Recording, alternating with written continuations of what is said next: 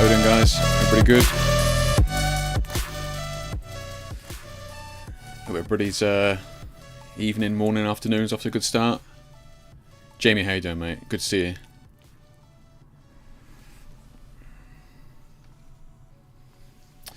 Pretty smooth transition this time, surely. Seeing how you doing, mate? Good to see you. Let's get this turned off, and we are good to go. Yeah, how's everybody's? What? 7 more sleeps? 6 more sleeps until Santa.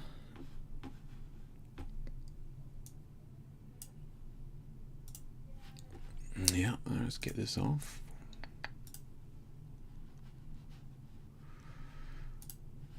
Good stuff. Good stuff. Let's see who's in here. Right, let's have a look. Eric, how you doing, mate? Good to see you. Good to see you. Tommy, how you doing? Ed, hey Ed, how you doing, buddy? How you doing? Glad you could make it. Dan, you're skinned. Is that because you've been buying yourself Christmas presents, or what? Are you buying everybody else's Christmas presents, or just that time of year? Yeah. Hey Vlad, how you doing, mate? Steve, how you doing? Shot of the breeze from East Coast, USA. Nice. Whereabouts on the East Coast are you? But yeah, thanks everybody for tuning in. Christmas special, right? Look, I even changed the lights for you. Looking like a proper Fortnite streamer now. Feeling pretty good. Got a red-ish shirt on. You know, I'm not sure what else I can do. Went all in. But yeah, Christmas stream, so which is good. We'll do some fun and games. We'll do the annual Would You Rather photo edition. Basically, you guys humiliate yourselves with your answers, and I question what I'm doing. And then at the end of that, I'll give you a link to some Lightroom presets, so your annual prizes double this time around, because Halloween was an unexpected Lightroom bumper edition as well. But yeah, so and then we'll go through some images. I probably won't spend a ton of time giving CC on everybody's work this week, just because we've got a lot going on, but yeah, we've definitely got a lot of images in there which we can have a look at. Yeah, which is good. Edgar, hey there, mate. Dan, you spent a lot on photography gear. Oh, really? What did you get? Lighting? Please tell me it's lighting and wasn't another camera body or something like that. North Georgia, nice. Okay, nice. Alan, good to see you again, man. Yeah. Tuesdays, not every Tuesday, although we did do one last Tuesday. But yeah, so the streams, trying to get the streams back going. Not fully there yet, but I mean, we managed to relatively smooth transition music-wise this time around. So getting better all the time. Santa came early for me, actually, which is good.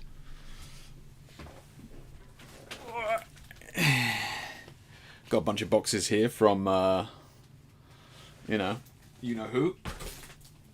They sent over some kit, so I haven't managed to dig through all that yet, but be interesting. Like I said, Santa's come early, so we'll have to see what they've sent over. I've got a pretty good idea, but there was more boxes than what I thought. But yeah, we'll see. So we'll have a look at those. Maybe we'll dig those out for the next live stream as well, and have a look at what those lights are doing, right? Because I haven't got any tubes. I know everybody's got the tubes, but I think I've just got the actual single LED. You know what I mean? Like the single heads or cob heads, or whatever they're called. Yeah. But yeah, dig through, have a look at those, and we'll play with those next time. Yeah. Jamie says, I can't remember the Halloween stream because I was a wreck from completing the book. I know, like, Jamie, you were the one who was just like, oh, I missed the streams. When the streams come back, and then we've done a bunch, and then you haven't even been here. It's just, sometimes you hurt me. It was fast, Vlad. Yeah, actually, I wasn't expecting it, because I was emailing them, and then, like, the guy turned up, and I was just like, wait, what? So I think they had to order a like a specific part that I wanted from China. So I don't think it's all here, but yeah, I think there's a bunch here that that we can have a look at. Yeah, unwrapping videos, Steve. I know, right? Yeah, it's like unwrapping videos seem cool, and then just the noise is horrendous, right? You can't see anything. Yeah, but yeah, we'll. I'll certainly go through what I got next stream for sure. Yeah, practically a home studio. Stand out as Amaranth Copper. Nice. Yeah, I knew a 300 strobe. Lost my front room. Yeah. To be fair, yeah, I got a room here that is like that. In fact, it's got auto poles up in it at the moment. So yeah. Is that knife? I don't know, Alan. I don't know. Like I said, I got a bunch of boxes here. I think I did ask for the 500. Yeah, the RGB 400. Yeah. So we'll see. Yeah, I got my Nanlite goodies today and bought a telescopic lens. Oh, nice, Liz. Yeah, nice, Liz. Sweet. Good. Yeah. Telescopic lens. So what? You talk like a telephoto lens for your camera? Like what are you doing with that with the Nanlites? Yeah. Hey Michael, how you doing, mate? Do they have a Nanlite UK branch? Good point, Vlad. I don't think they do. This has got ProLight Direct written on it. without doxing myself live on stream. So I think it's come from, and it has come from the UK, to be fair. Hertfordshire. Yeah, Hertfordshire. So I've actually never heard of ProLight Direct Limited. So, yeah, not sure.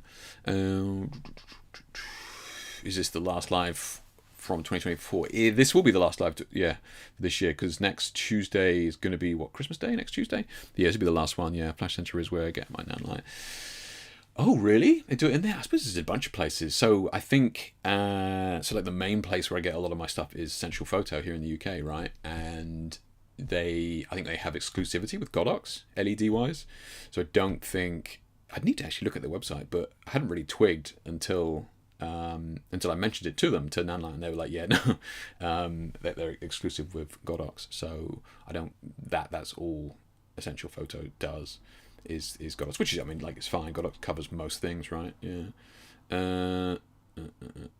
Yeah, exactly, Vlad. Yeah, exactly, Vlad. Yeah, I did just think that as I picked it up. I was like, shit, this you just doxed myself, but it's all on top, not the side, thankfully. So yeah. Portrait and location, nice. Okay, Liz, yeah, cool. ProLight took over from Mac Group just after the photography show. Yeah, I forgot about Mac Group. Yeah, true. Yeah. If you do, I'll send you my presets as text on paper.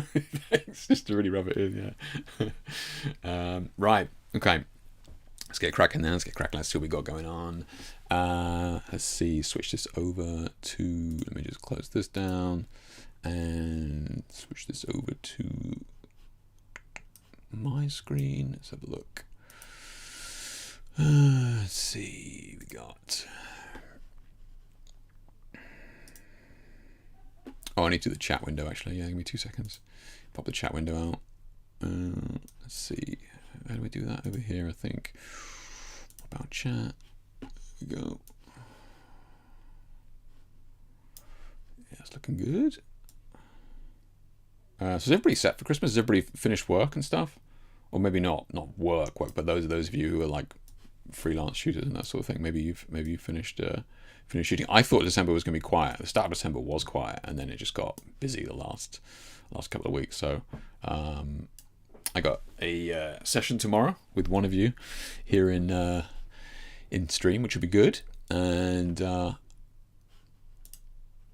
then I got Thursday, Friday, got bits, and then I think I might have a session on Saturday. But yeah.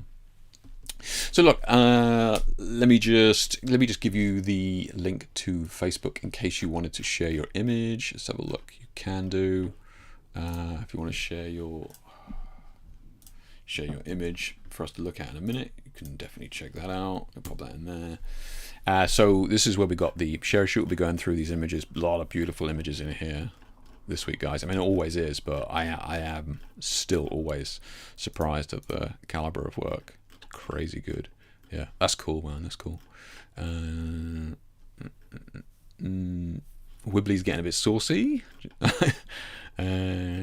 Nice. Okay. So good stuff. Yes, that's that there. I think that was it. And also, if anybody's got any links of like any products or something that they've seen recently, any news stories, something like that, then we can certainly talk about those. You can either just pop it in there, pop it as a comment in here, and I'll grab it, because you can't comment in the YouTube chat, sadly. But yeah, that's that one. Where is the? So a couple of bits, nothing crazy, and then we'll get started on the Would You Rather. But late to this, but the Pantone Color of the Year, it was announced not too long ago. Those of you that who care, is brown. So nothing particularly exciting. The last few years have been pretty good with some nice greens and pastels and that sort of stuff. But this one is definitely going more organic, earthy, natural kind of vibes, right? So those of you that aren't aware of what this means, right? This Pantone Color of the Year, like, you may have seen it, especially those of you who do an e-com or fashion or anything like that. It's more kind of e-com side of things, which kind of come into contact with it. And basically what happens is Pantone chooses this color, right? And then if you pay them, they will tell you what color it's going to be next year in advance, right? So real brief, if you're, I don't know, Zara or H&M or, sort of high street fashion, right? And you're designing clothes for next season, next year, and that sort of thing, you need to know like well in advance, right? Probably 12 months at least. Maybe it's faster now, like 6 months, something like that. But you need to know what's going to be trendy, on trend next year. So you pay Pantone a ton of money. They tell you what the color's going to be, and then all of you, as in H&M or Zara or whoever, Marks and Spencer's, whoever who are doing this, who are part of the clique, they then roll out clothing or whatever using that chosen color, right? The trendy color. So it's kind of this illusion of trend, right? Because you're like, oh yeah, seeing that everywhere. Yeah, you're seeing it everywhere because these people bought into the clique that if we all pay and we all sing from the same song sheet, we can basically shape the trend, right? And if you're not going to pay Pantone, you don't get to find out what the color is until it's too late, and like you bring out bright pink clothes and like everybody else is wearing the trendy brown color, you get screwed over, right? So it's a in my opinion, it's a scam. It's an absolute scam. And if you're interested, you can by all means check out my thesis on it. But yeah, it's Pantone color. If you start seeing browns and that sort of thing, this is going to be why. Let's see. This is kind of cool though. At the bottom here, like I really like this kind of palette here. Is kind of nice. So credit to them. They're giving you kind of like, look, what's going to go with it and that sort of thing. And look, credit where credit's due. I do definitely like this palette here. So that blue, that kind of slate blue, is kind of cool. Yeah, but yeah, it is. It is just a scam. Yeah. Hey Paul, how you doing, mate? Currently culling 7,000 dance show photos from today. 7,000. That can't be healthy, man. There's got to be a better way. That's a lot. Yeah. Etienne, how you doing?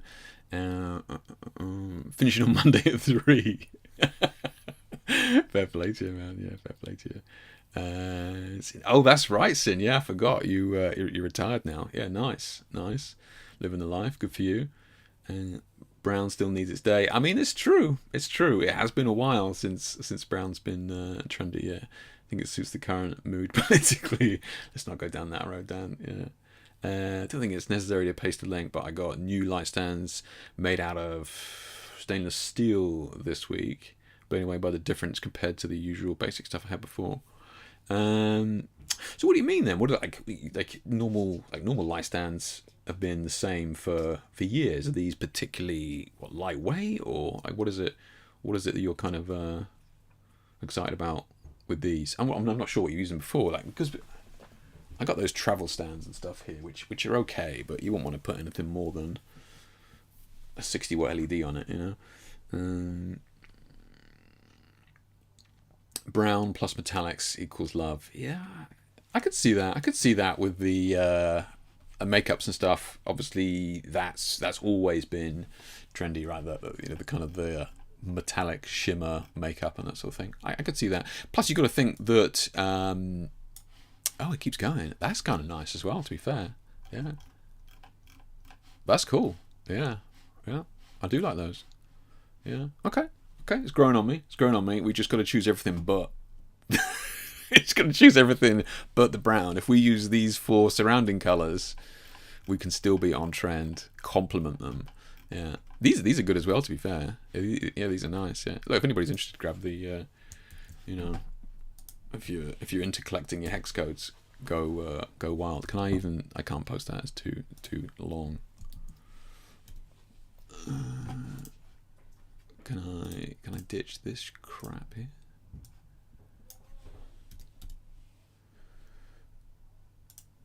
Yeah, there you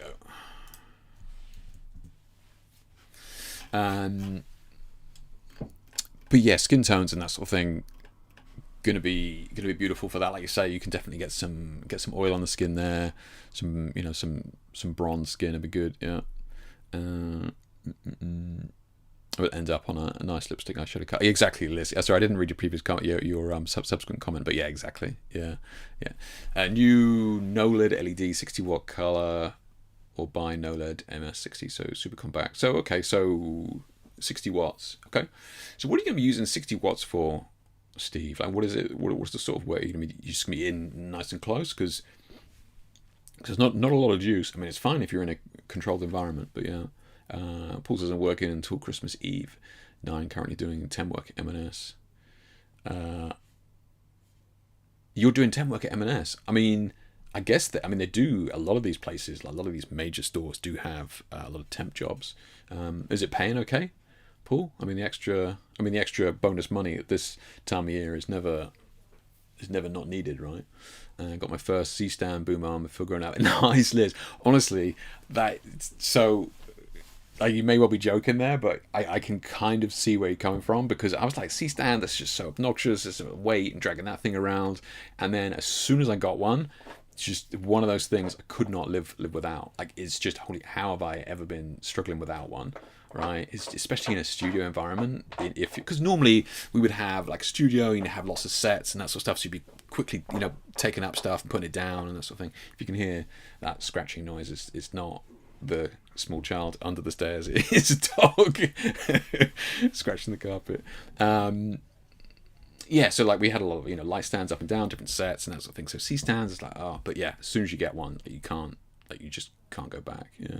Nothing special. I just broke my entire life and never bought a proper light stand that's made of anything more than a speed light stand. Okay, gotcha. Well, you see, Liz is even further down the road than you. That's it. Don't buy your first C stand, because that's it. You're done then. Yeah. It was just when I got a 2-pack, Express and some of that.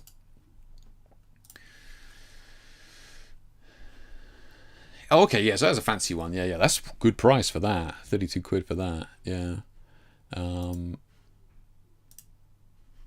Yeah, that's crazy. That's a really good price, Vlad. That's nuts for that. That's actually, I'm actually surprised at that. But that's kind of, yeah. So just the stand. Good stuff, man. Nice. Yeah. You got all the. Also, you can get it with a boom, so it's an extra. Where is your creator code for AliExpress, man? You're getting some bear deals. Yeah. Good stuff. That is a good price. Yeah. No argument there. Yeah, pays okay. Just a lot of work. Yeah, I bet, man. This time of year, I remember. Working with the public this time of year. Several jobs over the years. Whew, yeah, it's rough, man. Yeah. C-stand is something I still dream to have. Yeah, exactly. I had a Matthew C-stand for a few years now. Best thing ever. But yeah, exactly. Sin. Yeah, those Matthew stands are no joke either. Like you could hang a house off those things. Yeah, they're crazy. So Pantone Color of the Year. Keep an eye out for it. I don't think it's going to affect us unless you shoot e-com, really, but yeah, just something to be mindful of. Have you guys been watching or seen any of the Senna show TV series? I've just been looking at a lot of the videos for behind the scenes for this, and it's so cool, man. Like, I love how scuffed it is, but also, clearly big budget. But the things that look at this guy, man. Yeah. I mean, it works, right? It's so much better than CG crap, right? I mean, that's like, it's looking good. There's tons of these videos. Look at this guy here with a little reflector to try and get the the sense of kind of specular highlights coming off stuff. See this girl here, like, just, I don't know what that is. It's just sprinkling pixie dust into the leaf blower at his feet. But yeah, really cool. Just look up some of these behind the scenes of the Senna. I haven't seen the show. I don't know what it's like. But some of these videos, just, there's so many of them. So good to see some of the stuff that they're doing. See this little spotlight here, blasting up into reflectors and stuff up there, coming down. There's Vlad's programmable LEDs. Look at this woman back here with the stick. So good. I bet this was a lot of fun to make. But you got to have that vision, right? You got to go. If I was sat in that car going, what am I doing? Like, what have I signed up for? This is gonna look awful. Another one here. Check this out. This guy just like shaking his head. She's spraying it on, and then you got the leaf blower.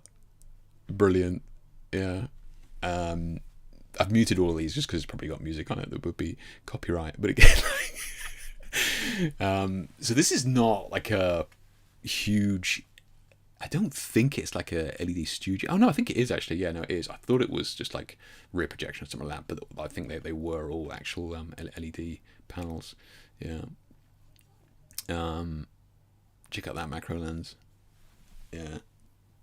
So I haven't seen what I actually want to see it now, because I want to see what the final results look like actually on the show. But I'm sure it looks awesome. Yeah, once it's graded and that sort of stuff. But look at this. What on earth? Yeah, that's good. So you see here and stuff, right? They actually have when I was at one of these studios with these panels above, so you'll have the video that you've shot, right? Usually what they'll do is they'll usually have a car or something go around a track, or when I was doing it, it was like streets. So the car would go down the street first, like the real street, and then it would have cameras on the roof and the sides and the back and that sort of stuff, and then it would be filming all that, and then you'd play the roof camera pointing up at the sky on these top panels. And then what they were doing when I was there is they like, because it's live and it's essentially like Photoshop. It's not Photoshop, but you just basically, they would just draw this grey square, transparent square, and they just pull it over the top on the screen, right? So you kind of lessening the brightness where it needs to be, almost like a scrim, or a kind of a shade thing or a flag, and you're just kind of doing it live. You're just pulling in this actual like translucent square, which we can kind of see what's going on there as well. Which is kind of cool, yeah. But yeah, looks like a lot of fun, yeah. This time looks more for shipping. It was absolutely worth it. 3 days in France, Romania. Pretty good, man. Pretty good, yeah. Bath Christmas Market was the worst. An additional 500,000 people. What on earth? That's crazy. I bought the 300 watt Nanlite bi-strobe. Okay, so which is just like the Kelvin one. The girl was heavy, and I thought you had a Fresnel. It's true, I know. Yeah, it becomes like I need more C stands. Yeah, you're absolutely right. But those Fresnels and the spotlight that I use on my LED heads as well. They've just got so much glass in them. And the Fresnel as well is going to have a lot of glass in it, so it becomes so heavy that you actually have to. I think you've seen me using it before, but it's actually the modifier that you actually put on the light stand, and just the strobe is just like hanging off the back. So there's a lot of weight in them, yeah. Yeah. If you can get it right in camera, more power to me. Absolutely, man. Yeah, absolutely. I mean, it looks like a lot of fun as well. That's a setup for my racing game system. Yeah. Yeah. Mario Kart looks awesome on this, by the way. Yeah. Yeah. It's just, yeah. It's just, just get the wife in there with the garden sprayer just to give me the full effect on Rainbow Road. Yeah.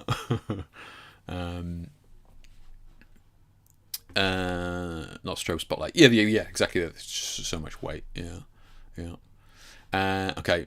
One other thing here. So I was just trying to put together the game that we're going to play in a minute. Would you rather thing? I was looking for images and googling images just to put in for thumbnails and that sort of stuff.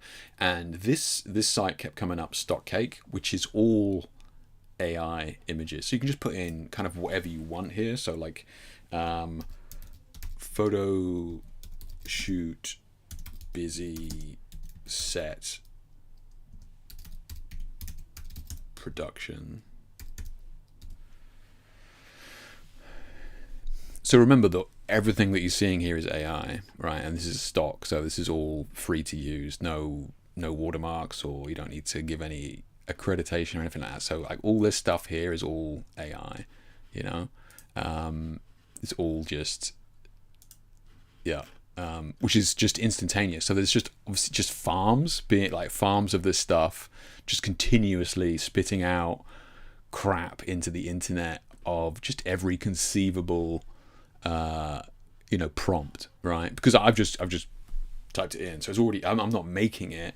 It's just some AI farm somewhere is just generating just all these images of whatever you want, right? And it's just, like I said, all AI. I mean, some of the faces obviously are pretty sketchy, but for thumbnail stuff, it's nuts.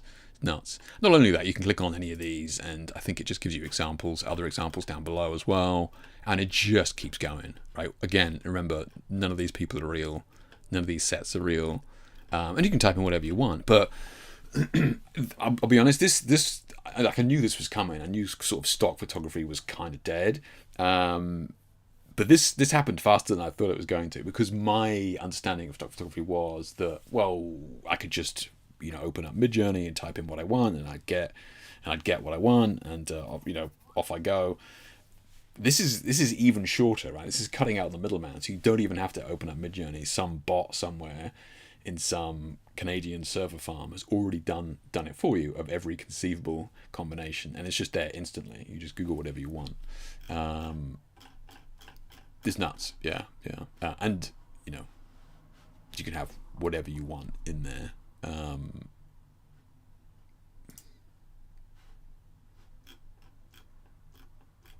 So yeah, and again, like I said, all totally copyright free. No, you don't even need to give credit to anybody or anything like that. Yeah, wild. So I don't know. That happened faster than I thought it was going to. I don't know about you guys. Yeah. Has any of you come across this in any way, or do you guys use AI, whether it be Midjourney, or there's scores and scores of them? Let's not forget how many AI platforms are coming out of China all the time.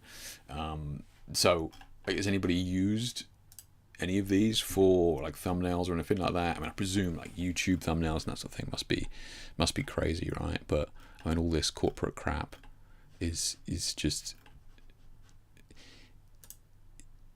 Look, I'm old, right? I'm old, but this baffles me that you can just use this image of a person, seemingly a person, and there be zero repercussions in terms of copyright, right? No model release, no, like, do you know what I mean? All that, so we're not signing the rights for in perpetuity, or we're not signing the region as only applicable to the US, Europe, Australasia. We're not dealing with print. We're not dealing with pixels. We're not dealing with length of. It's none of that. You just do you know what? Let's skip all of that crap and just do this. Look, I'm not saying it's a good thing. Of course, it's not. But it is wild when the crap that I typically have to go through with copyright and model releases and all this sort of stuff, and it's just been practically overnight been neutered is wild. Yeah. Taking AI assets from Adobe stock for my fantasy work. Okay, Jamie. Yeah. Okay. So you're using what is? Because I haven't seen what the Adobe stock is for that, like the AI assets in Adobe stock. Is it any good? Is it just convenient, or is it actually good? Yeah. I mean, anything made by AI is generic. So is too generic. Oh, is okay. So what you're saying is that it's too basic for. It's not going to encapsulate. It's not going to capture anybody's imagination. Sure. So just a straight up image on its own, yeah, it's going to need some work doing to it, right? Yeah. But like Jamie's saying, for assets and that sort of thing, for background, you're not just okay, cool, yeah, I'll start, just copy that, upload it to my portfolio, job done. I get that. Yeah, like Jamie's using it as kind of like a single layer somewhere. Yeah, it's wild. Yeah. And then quick concept gem for a day job in CGI, and dev in 3D, Midjourney, Stable Diffusion, Delay. Okay, so for quick concept gen, I can see that, right? I can see that being super useful, actually, especially to try and give examples to people, especially clients or art directors and that sort of thing, who, maybe you're not seeing the same thing as you are, right? And then you do it, and they're like, oh, well, that's not what I thought you meant, right? This is so I can see this being really useful for that. So it doesn't actually leave the kind of production room floor, as it were, but in terms of storyboarding and getting ideas together and getting everybody in the room on the same page, I can see it being great at ironing out any issues there for sure. Yeah, it's okay. I cut out blur, just use it to build up a scene. Yeah, gotcha. Okay. Speaking of Adobe, I'm sure some of you may have seen this the last couple of days. Adobe to increase the prices of some photography plans next month. So next month being January 15th. So a lot of us here are going to be on one of the Adobe plans, right? And it's going up a lot. It's going up a lot, right? So many of us, I presume, who are using Lightroom and Photoshop, right, is going to be on this kind of $9.99 a month one here, right? So it's going up 50% if you pay per month, right? So or you can lock in the same price, so like $120 a year if you pay an annual fee, right? So whenever I need to look into it, because obviously I don't want to pay over the odds, but yeah, I kind of want to make sure I look at that. And I'll just pay like a annual fee and be done with it. I know some of you got some Black Friday deals with Amazon cards and that sort of thing, which is great. But for many of us, going to be on the photography plan, which is Lightroom Classic and Photoshop with limited cloud storage. And this is a really good example as to why I would always encourage you not to buy cloud storage with a platform like this. Those of you on the, like 1 terabyte, oh cool, I can, do my 7,000 dance shots and I can edit them on my phone or my laptop or my desktop PC or whatever, and I can access them all in the same place. I'm not trying to run a server at home or a server farm at home where I need everything accessed. Once you start putting all your images here, it becomes a real pain in the ass to kind of bring them out of that cloud, like download them all, then you got to catalog them and all that sort of stuff. So I'm old school, I keep everything on site, multiple backups of course, but just be wary of sort of getting into these cloud services where your images are going to be stored in the cloud. There's nothing wrong with the technology there. It's just that they have you by the scruff of the neck, should we say, when it comes to changing the price. But yeah, for those of us here on this one, going up by 50% a month. Look, I know you go, well, come on, Jake, just a cup of coffee, not a big deal and that sort of thing. But you could say that about anything, right? So yeah, just look into it. And if you are paying Adobe anything, then there probably will be some changes either now or in the future. But for many of us on the Lightroom and Photoshop one, billed monthly at $9.99, that's going to go up. So you can kind of negate that price hike if you pay for an annual lump sum. Yeah, so just check that out before January 15th. Yeah, who isn't using Adobe? Okay, who was using Adobe, for example, and then you've switched to Affinity or GIMP or whatever it is that you're using.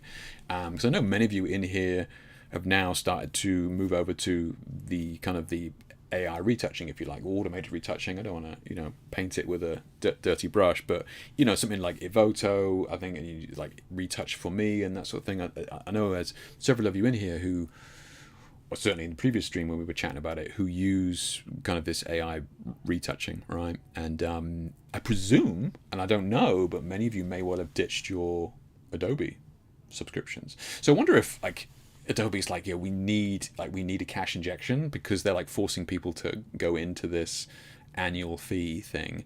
Like I'd love to see the figures, right? I wonder how many people have left Adobe in the last 2 or 3 years, either due to Adobe being, less than squeaky clean with some of its practices, and also the introduction of other platforms that have been competitive. Affinity is very, very good. Sadly, there's no Lightroom competitor really that's like Affinity. But yeah, like the AI retouching, right? In Voto, I'm sure we've chatted about others in the past, but retouch for me, that sort of thing. So yeah, I'm sure there's several people who will be like, do you know what? I'm just going to use up one of those platforms and screw Adobe, really. Let's have a look what we got here. Yeah, that's it. AI sketch. Okay, yeah, gotcha. Yeah, for the production notes. Yeah, mood boards. Yeah, I'm a musician. I think in a couple of years we will have a whole pop album produced by AI with artists just being paid by labels to pretend to sing or write their lyrics on music. You think it's going to be that dark? You think it'll be that kind of corrupt? Christ, are you just going to lie about it? Yeah. Hey Dan, mate. Yeah, Adobe getting desperate. The AI profit is coming any day now. Honest. Yeah, I mean, look, that was kind of my knee-jerk reaction as well from Adobe doing that. It seemed like a big hike, and that was like kind of like, a desperate. We need like a desperate, cash injection of. Presumably, the vast majority of people are going to be like, well, I'm just going to pay you 12 months in advance to skip this price hike, because it's not insignificant, right? It's 50% extra. So yeah, that was kind of my first reaction of like, surely they want a lump sum. Yeah. I'm building a visual talisman brand based on it. It's insane. You've got the prompt master, imagination is key. I've used Copilot for about a year. Really? Okay. Well, I mean, look, that software is out there. I get it. I see what people are using it. Yeah. Affinity Photo, Luminar, Neo never looked so good. Yeah, right. That's it. I mean, Affinity is very, very good now. I mean, it always has been good, but I think it's become even better now that so many people have left to go to Affinity and have been like, it is actually good. So I think it's getting a lot of good feedback. Yeah.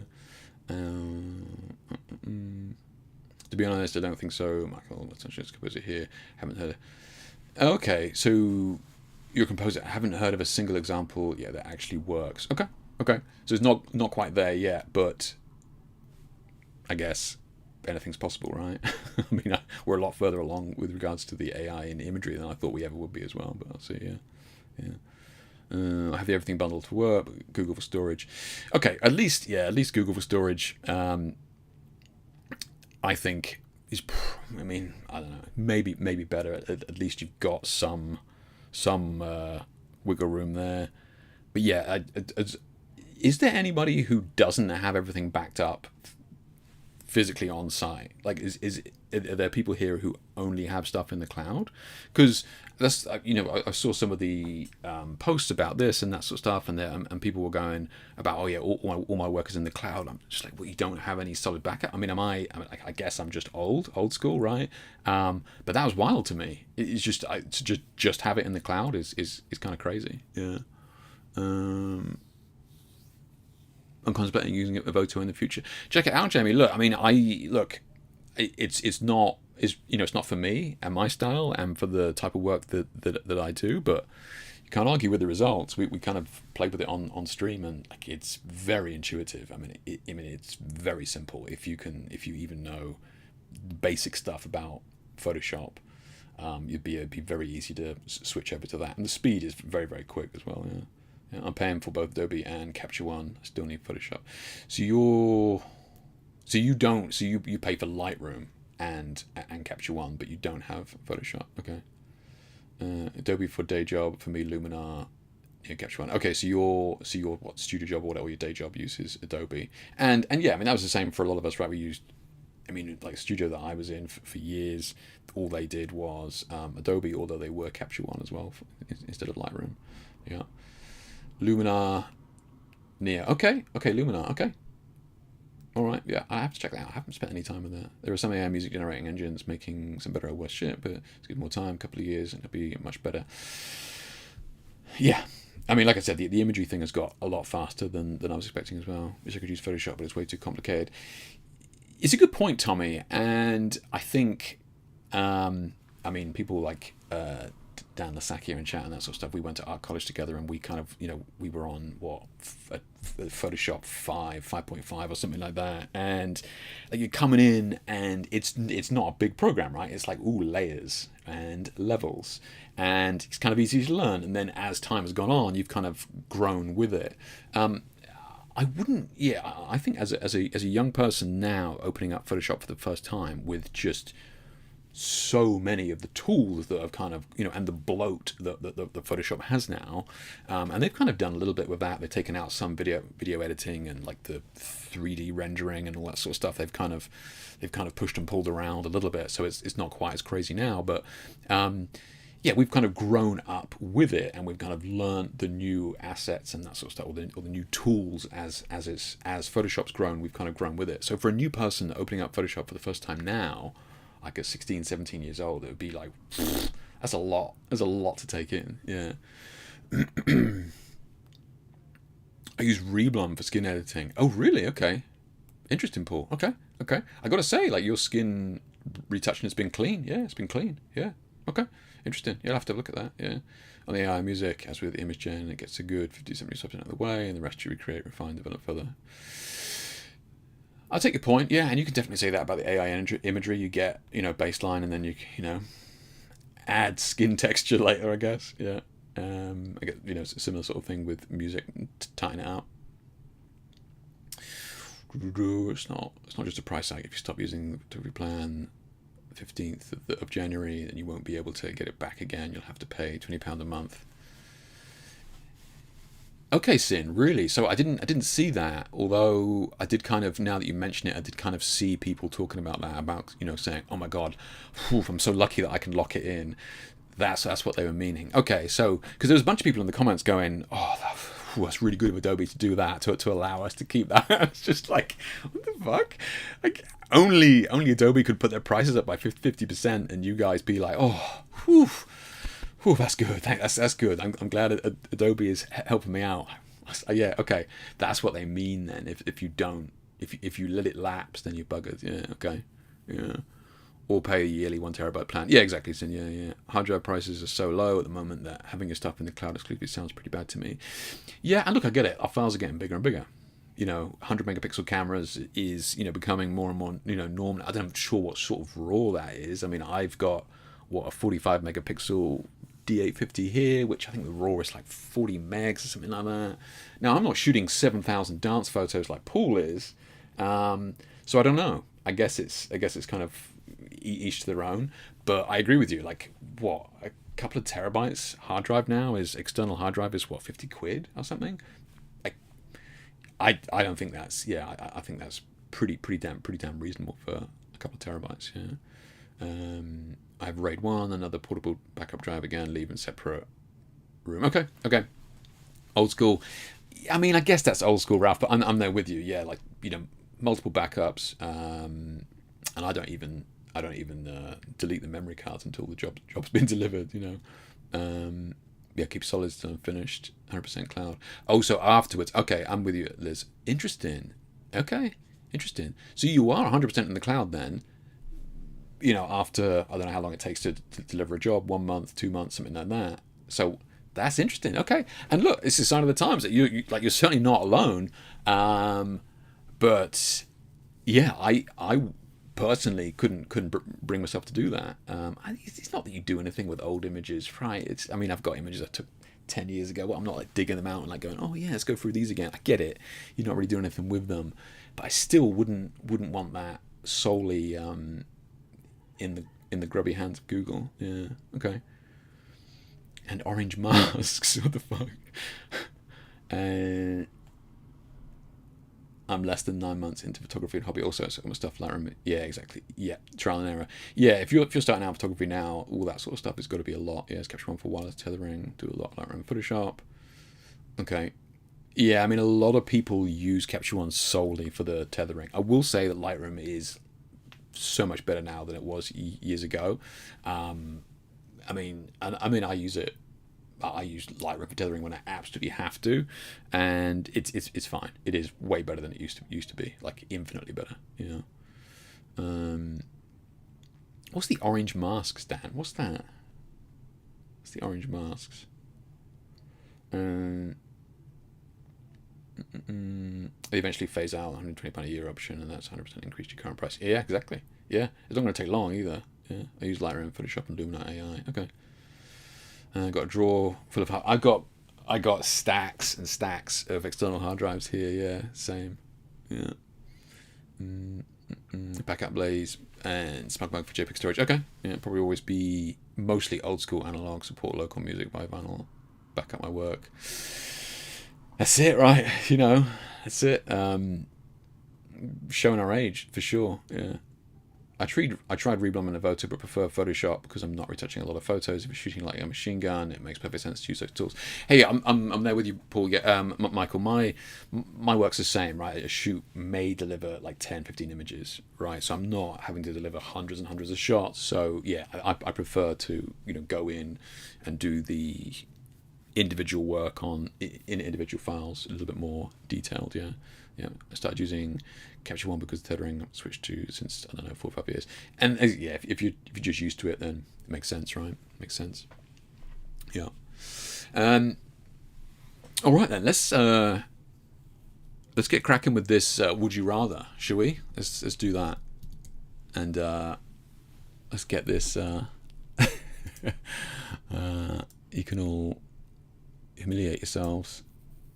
So, if this is the first Christmas stream you've been on, then this is our annual tradition of Would You Rather photo edition, which is basically me asking you questions as to would you rather. You type A or B in chat for whichever you think is the right. Obviously, there's no wrong answers here, but you will be judged. And so yeah, last year we had to ban a few people because they obviously got some questions wrong, but I'm sure you guys will be fine. Just a college reference. Onslow getting hype over Photoshop featuring Onslow. I met somebody the other day, Dan, at a studio, and he was taught by, I think he was, would you believe it, he was at Kings Road as well, but he was taught, I think he was a year ahead of us, and he was taught by Mike Sidthorpe. Man, we dodged a bullet there, I really shouldn't be saying that live on stream. Anyway, let's get on with the let's get on with the show. Okay, so A or B in chat, and we're going to start off with easy ones, right? Super easy, real basic ones, and then we'll start to get a little bit more complicated later on. So, would you rather only ever shoot portrait images or only ever shoot landscape images? There's no like, oh, it'd be nice to switch. This is real easy. Start off right, real easy, guys. You can't get this one wrong. Super easy. They're going to get a little bit trickier, but I believe in you, right? Only shoot portrait images. Only shoot. Fucking Dan. Dan's dealing with the desktop publishing. It doesn't want any, not dealing with people looking at portrait images on the phone, landscape images on Instagram. Love that. Look, it sucks, man. It sucks, but yeah, like it's tough shooting landscape shots today, and then trying to learn what to do with them when it comes to social media and phones. Yeah. A, mostly A. Okay, good. Okay, Jamie, you're on thin ice. You are. Has anyone read the deep terms conditions releasing images to the cloud, striving to be like Elizabeth? I haven't. No, I'd be very careful about that. And some of those T's and C's are going to be pretty all encompassing. Like Meta and Meta, Facebook, Instagram, all the same. But they're T's and C's. If you sign up to them, legally they're allowed to use any of your images as they see fit, right? Because you have your images on their platform. Legally, for them to be safe, they go, we're allowed to use these images however we see fit, right? Now, would they ever do that? Probably not, but legally they are. So legally they are allowed to. So it is worth having a look for sure. Yeah. Perfection. What happens if you shoot square format? Oh, you're just like Hasselblad shooters in chat. Yeah, I like it.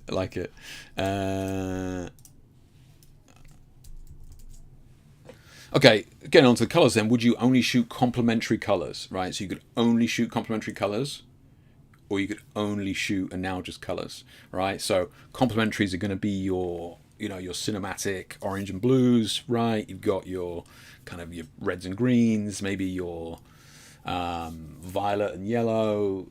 It's the orange and blue is going to get you out of most situations, but you can only shoot complementary. And now just is going to be your colors on the color wheel that sit side by side, right? So they're going to be all warm colors or all cold colors. So anybody old enough in chat to remember the show 24, right? All the episodes shot during the day were all warm, and now just warm, and then all the episodes shot at night during the 12 hours of night were all shot blue, right? So those are the analogous color schemes. So all the colors that sit next to each other on the color wheel. So most of you go in. Okay, a lot of complementaries. Really, I'm amazed. There's actually a bunch you could do with analogous, and I don't know, man. I don't know. Interesting. I actually thought it would be more analogous. I'll be honest. Yeah. Okay. Liz is going analogous. Okay, I respect it. Yeah. I mean, it's going to be hard if you're shooting a corporate shot. I don't want to hear your excuses, Yeah. There's none of that here. Dan's going with the nice color grade, warm and cold. Respect it. Okay.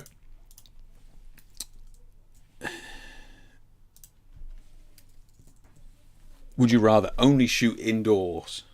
Yeah. You can only, so all your images from now until the end of time only be indoors, and then the alternative of that is only shoot outside, only outside shots. Now, I know there's a lot of Brits in chat, so I know what this answer is going to be.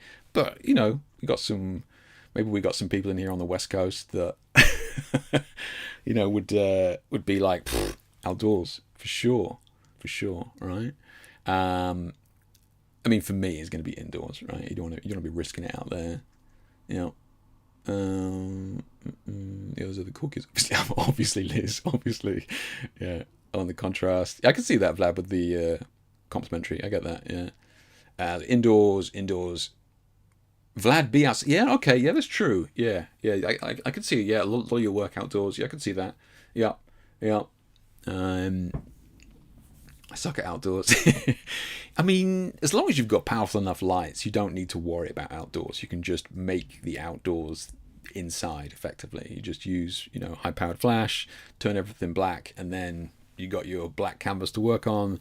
But yeah, I get it. Balancing daylight, and then was in a shoot in the summertime, and you're just like, oh yeah, cloud goes over, and you've lost 2 stops of light. It's like shit. So you definitely got to be on your toes. Yeah. It's a good mix, actually. A good mix. Yeah. In case of nuclear fallout, you got to be prepared, Michael. Yeah. Be outdoors, really? Dan? Outdoors? Okay. Oh no, to be fair, a lot of your images when you're out and about doing bits, playing with stuff outdoors. Yeah, I could say. Okay. Yeah. Gonna be a nightmare. It's 2 lights outside. It is, Alan. Yeah. I mean, it's gonna be indoors. Every time for me, for sure. Yeah. Think about this one, guys. Think about it. would you rather only ever shoot via the LCD screen? Yeah, back of the camera. Yeah, or would you only ever shoot through the viewfinder? Right. Be careful with this, because you, yeah, like the big stuff. Yeah, true. Yeah. Be Eric. Are you Eric? Eric. Be okay. Thankfully, all the young people are about to show their age in chat. Any Tommy, Tommy, you're new. I knew it. I knew you were going to be Tommy. I knew you were you were going to be A. All the young people in chat, definitely. All the people who have a 2 at the start of their birth year are 100% choosing A. I guarantee it. Yeah. And weather potholes. Yeah, I mean it's miserable out there, Daniel. It's not worth risking it. Yeah. I already do A, and everyone who uses a mirrorless do Vlad. Vlad, are you A? Vlad? No, you're not. I was actually beginning to like you, man. That's wild. Yeah. B, A, can you zoom? B. Still images B for video A. Look, video. Okay, I kind of allow that for video. Only this once, Andre. Yeah. I was using DSLR today, and the LCD screen sucks on the EVF. Changes things a lot. 1988. Tommy, mate. Honestly, that's come on. You got to do better. Yeah. You can't compose fucking out here with all this, crap and distractions and light coming in and reflections on the screen. And you just gotta get in there. There's no way. I see people. I just no. This is no. It's wild. Yeah. Be on mechanical. Yeah. Andre's correct. You guys are nuts. You guys are fucking crazy. Yeah. When I see reels of people shooting with the LCD, it makes my skin go. I know, Jimmy. I know. Just old school. Yeah. Explain one thing, Jake. How would I use a viewfinder when I mostly take self-portrait? Oh, okay, Vlad. All right. Okay. Yeah. Still though. Use it to focus on the subject for manual focus, not composition. Okay. Jake's only recently moved to digital. Exactly. Exactly. I don't want to rush into things, right? Yeah. You only do remote shoots, then B is hard. Yeah, that's true. Yeah, but yeah, I mean, I'm still working on the Nikon D850 DSLR here. The live views, not the LCD live views, not quite up to snuff, but still, if I was to upgrade to the GFX, I would be 100% looking through that viewfinder. Yeah. Also, the LCD on my phone is much better than the one on the camera. Oh, really? Yeah, you just link it out like that. Okay. Right, now that we've ostracized most of the chat, we can carry on. Would you rather have $10,000 of lenses? So, Jamie, I know what you're going to say. No, you can't sell them. This is just $10,000 of lenses, or $10,000 to spend on camera bodies. One or the other. No selling involved. They will be DNA stamped to you. So $1,000 of lenses or $1,000 of camera bodies. Okay, so a lot of you are happy with your camera body. Okay, a lot of you are happy with your cameras. Wow. Yeah. Okay, so message retracted. All of you going lenses. Okay. So everybody's happy with their camera body. Interesting. Okay. I mean, look, that's fine. Yeah, a lot of you in here are experienced photographers. I get it. Got your kit and that sort of thing. Those of us shooting on Nikon DSLRs, go either way. Go either way. I knew you were going to say that, Vlad. I knew you were going to say about the anamorphics. Yeah. Paul needs a new camera. Somebody let Santa know. I want all the fancy lenses. Yeah. So dream lens then, guys. Come on, dream lens. One lens. Doesn't matter the cost. Dream lens. What is it that everybody wants? For me, the one that for me, what I'm missing, that I would love, that is kind of just too expensive for, in my opinion, for just one job, is the Nikon 58mm. It's 58mm prime. Beautiful. I forget what F number is, but it's like f1.4 or something like that. It's a beautiful lens, nothing fancy. I mean, tilt shift would also be good. I don't know how often I'd use it, but still, yeah, that would be good. That'd be good. Yeah. New body just arrived yesterday, so it's onto lens. Oh, nice, Steve. Okay, what'd you get? Yeah. Easy, 35mm 1.4 G master. Really, Paul? Okay. Yeah. Hate autofocus in my Luminex S1. Got my 85 already. Okay, is that what you use mostly, the Jamie 85? Okay, yeah. Anything from here? Is that going to be the cinema lenses?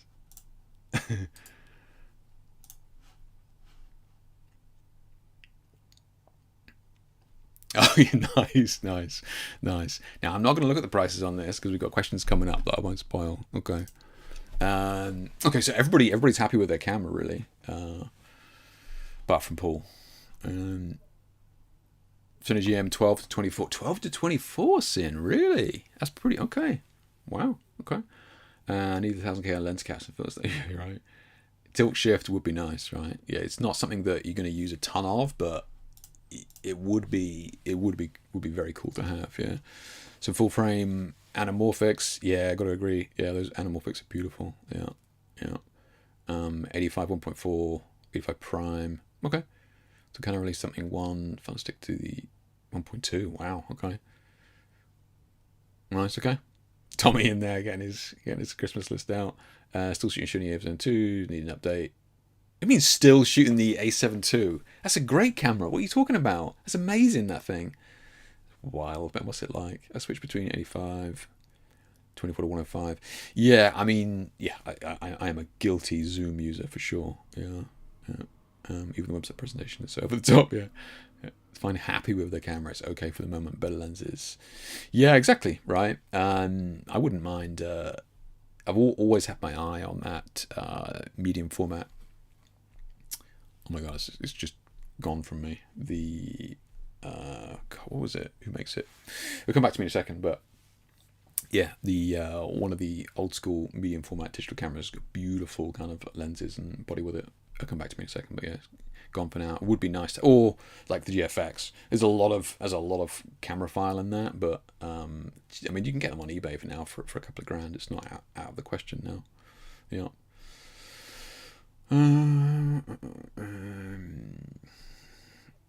Can I guess the release date of the A7 II? I would know. I mean, what was it? 2020? How old is it?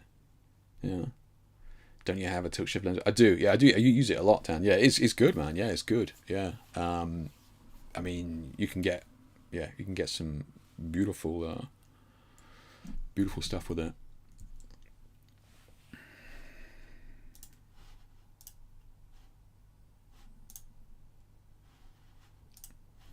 Doesn't need to be over the top either. This is tilt shift as well. You can kind of see it going out here, and then you can see it going down here. So what Dan's referring to is like a very cheap tilt shift, but it's less cumbersome. It's just pretty easy to use, and it's like 300, 400 quid or something like that. But you know, on portraits and stuff, it's very cool. And then obviously you can be more dramatic with it as well. But yeah, you know, like it's a very distinctive look. And when I kind of shot these, I just assumed everybody was going to be cool, you know, it's cool and that sort of stuff. And then everybody loved these. Yeah, everybody loved these, and more so, which was it's cool. Yeah.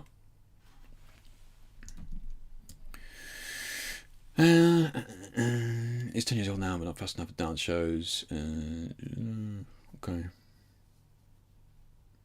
A7 II, 2014. That's not that bad. That's fine. 10 years. That's all right. I got cameras up there from 50, 60 years ago. You definitely forget who you're talking to.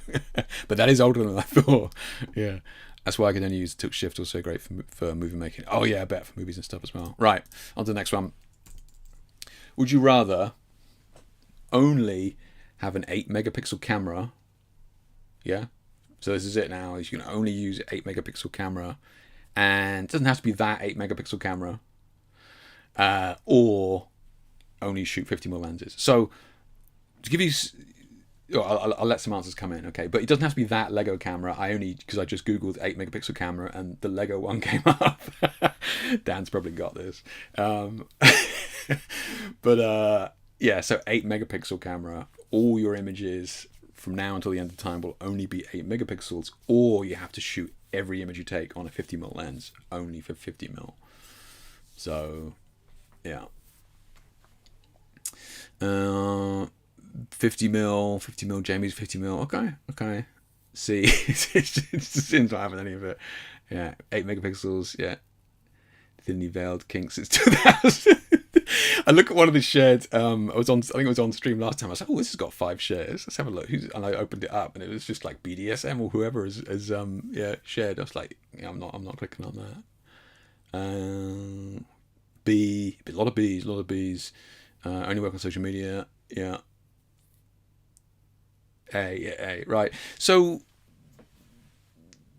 many moons ago, I shot an album cover for Dan there, right? And it was on a digital Fuji S2, it was. So it was like Fuji technology in a Nikon body and Nikon lens. Now that camera was an 8 megapixel camera that was interpolates up to 12, right? Is 8 megapixels. All right, so it wasn't full frame or anything like that, smaller chip and that sort of thing. And the album cover that we shot was a portrait of Dan. And then I think, I mean, correct me if I'm wrong, Dan, but the label then cropped in even further to your face, right? And then, it was used on the cover, and then, it was used on big stuff as well, like, the ad shells, like, it was big stuff, it was blown up big, right? And that was an 8 megapixel camera. I think some of the, people who didn't shoot early digital and that sort of thing, kind of like a lot of these cameras get a bad rep. And don't get me wrong, like if you didn't give that camera the light that it needed, it would be horrendous, right? Anything above ISO 200 was unusable, right? The old school 8 megapixel cameras were extremely good. It's just that they didn't have any cushion, right? Like the 11 stops of latitude that most digital cameras have now. This was like shooting on slide film, right? So if you gave it the exact light that it needed, absolutely fine, right? It honestly, it was absolutely fine. You could blow that image up, no problem, right?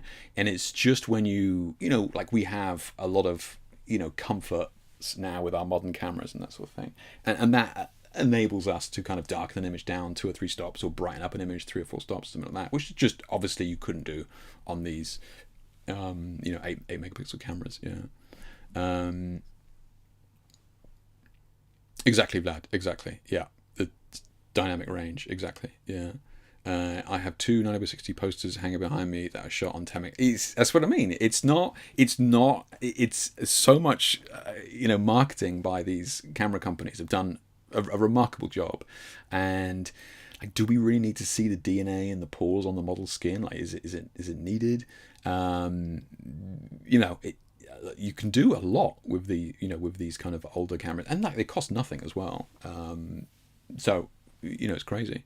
Yeah, least cropped. So there you go. Dan's saying we cropped into it like 50%, because it was like a portrait headshot that we took of him for the album cover, and then we cropped it. I think it wasn't even like both eyes, right, Dan? It was just like half the face as well. Granted, it was a square as well for the vinyl and CD at the time, but yeah, like we cropped in loads, and that's an 8 megapixel camera.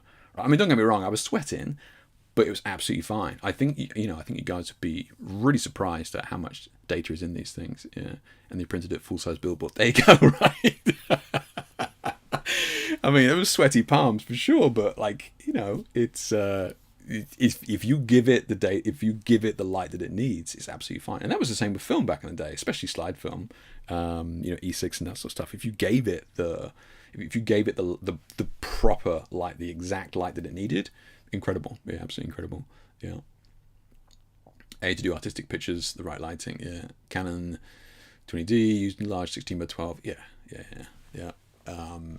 So look, for me, 50mm, I could probably live with 50mm. Had this been only shoot on a 150mm lens or 8 megapixel camera, 8 megapixel camera for sure. Yeah, no question. Yeah. Thinking more of a modern spec camera fitted with the new full frame 8 megapixel not Wow, man, wow. Yeah, that's true. It wasn't even a full frame sensor. Yeah, it was. whatever it was, micro four thirds. Yeah. Would you rather only shoot all your images at 50th of a second, or all your images at 1000 ISO? Right. So everything at 50th, or everything at 1000 ISO. Okay. There's some squiffy numbers here because I know typically it's a 60th and typically it's 1200 ISO, but 50th is like 60th. You can kind of get away with 50th. You've got to be careful. You've got to be careful, right? And 1000 ISO, you're getting up there. You're getting up there. You know, I don't care what you're using. Like, most of us will be able to spot 1000 ISO. Yeah. Less is more something like Jesus Christ. So Jamie's going 1000 ISO. A lot of you going 1000 ISO. Okay. So a lot of you are pretty happy with your cameras. So we've established that you're all happy with your cameras. You just want new lenses, and you're so happy with your cameras that you are confident that 1000 ISO is no problem for you guys. Okay, 850. Damn. Yeah, I should have known. Okay. Who else is Liz is going 50th. Okay. So Vlad, I'll take 10% of the revenue from the slide for being inspiration. I was going to say, I was looking for your answer, Vlad. So Vlad and I were chatting about this, I think, many months ago, and he was saying that he started to shoot stuff at 50th. And I was like, interested, because I'd always shot stuff at, like, 60th. I'm kind of happy with that, especially if it's like 85 mil, or less. I'm kind of fine with it. But he was going, try 50th. It's got a little bit of a sense of movement in there, right? And he's right. I did a shoot a while ago and did a bunch on a 50th. Especially if so you're moving or you have the ability to move, and the model or subject has the ability to move as well. So if you're both going in opposite directions, then it's something as well. But there is something that takes the edge off the kind of the clinical look. So yeah, you can 100% take 10% of nothing, Vlad. Yeah, you're welcome to it, mate. You've earned it. So Jano's going A, Daniel's going A. Okay, never 200 max, 200 ISO max. What are you shooting on, Liz? What are you shooting on? You're shooting on that Lego camera, right? It's all right. You're among friends here. Yeah. Airplanes and long exposure, lakes, second 50th. Okay, yeah, true, yeah. Only taking shots when you exhale. yeah, brilliant. Just like get it locked in. Yeah, breathe out. Squeeze the shutter. Yeah. AI noise reduction in Lightroom has saved my ass, especially since playing with the LED tubes and row lights. That's the other thing as well, Jamie. Yeah, you're right. Like there's some black magic in Lightroom now for noise reduction. Is wild. Yeah, it's crazy what that's able to do. And look, I wouldn't have any qualms shooting at 400 ISO now. 1000, definitely notice it. But at the same time, Lightroom is doing crazy things. Yeah, with that. Yeah. 1000 ISO would be for flash work. They're using 2.8. Yeah, exactly. You'd have to be using ND filters and all that sort of stuff. Would make your life miserable. Yeah. Or just everything at high speed sync. Yeah. Don't forget the shooting outside with there's wind and stuff. Yeah. Lumix, she loves 200 ISO. Yeah. Better to be safe than sorry with the Lumix, Would you rather shoot one 100 megapixel shot a minute, or you could shoot as many 6 megapixel shots as you liked? No time limit. Shoot as many as you want, but they're all 6 megapixels. Or you could only shoot one image a minute, but that image would be beautiful 100 megapixels, right? But only one a minute. You gotta really, think about it. You gotta Ansel Adams that shit, really dial it in. Or you could be a TikTok influencer and shoot as many as you wanted. Yeah.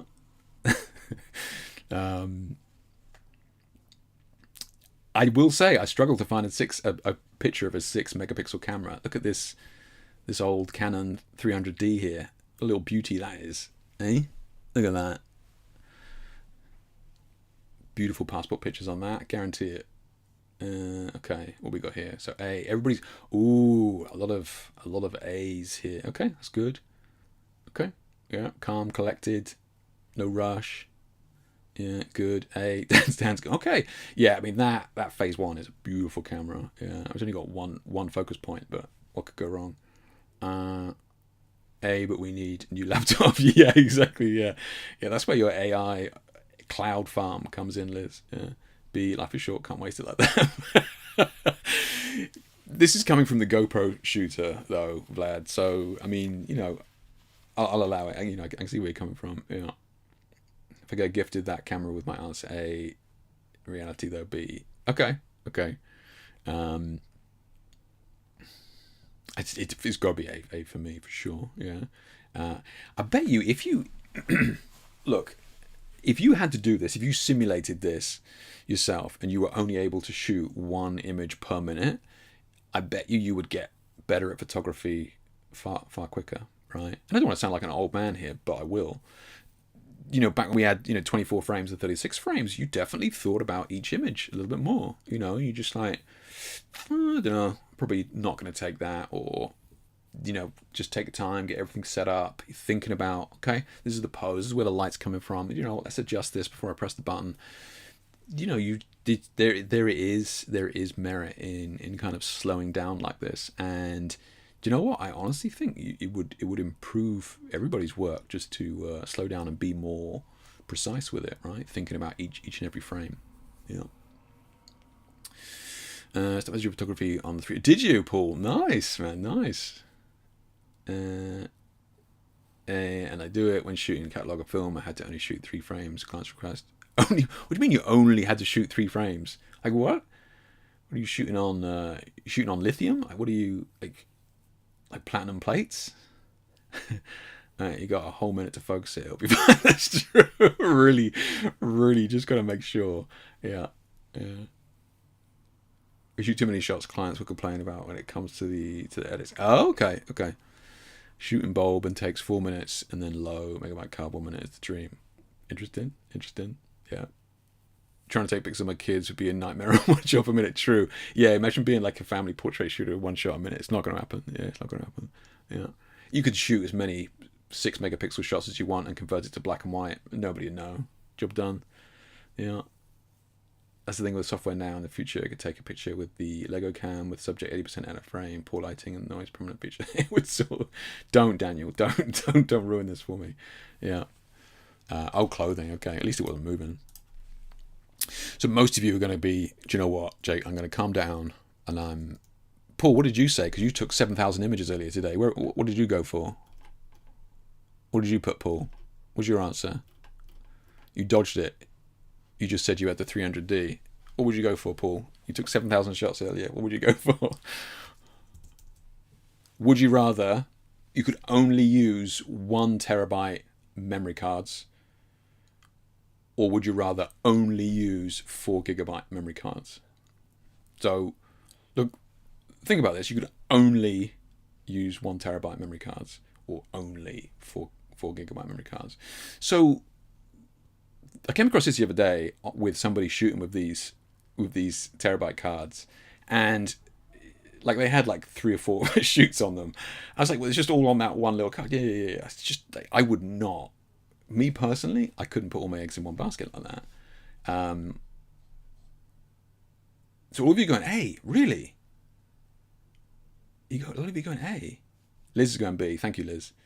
Who's paying for the man you Vlad? It's going to be, where's the money coming from? Yeah. Dance shows different kettle of fish. Yeah, you'd have to be for get that 300D out of the next one, mate. So everybody's going 1 terabyte. Really? Daniel going B, A, but dual cards. Okay, dual cards, yeah. So for me, it's going to have to be the 4 gigs, right? You're putting way too much. For me, you're putting way too much on one card, right? If something happens to that card, touch wood, then that's a lot, right? It's a lot. So for me, I would live with having to change cards a little bit more frequently and go B, 4 gigabytes. Just just like a shoebox, a shoebox of 4 gig cards, just carrying around with me on every shoot.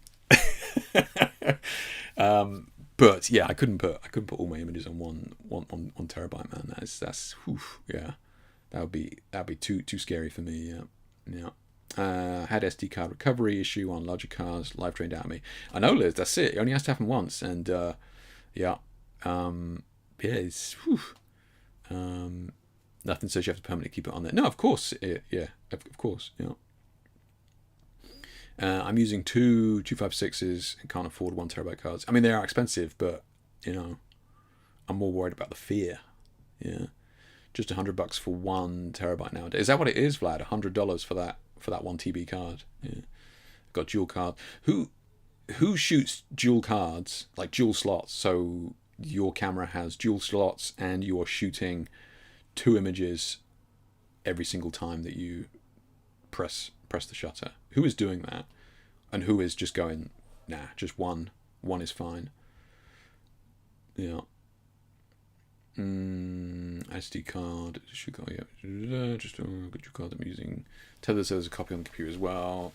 You shoot tethers as well? Oh my god, man! So you man of refinement there. Got the old monocule out.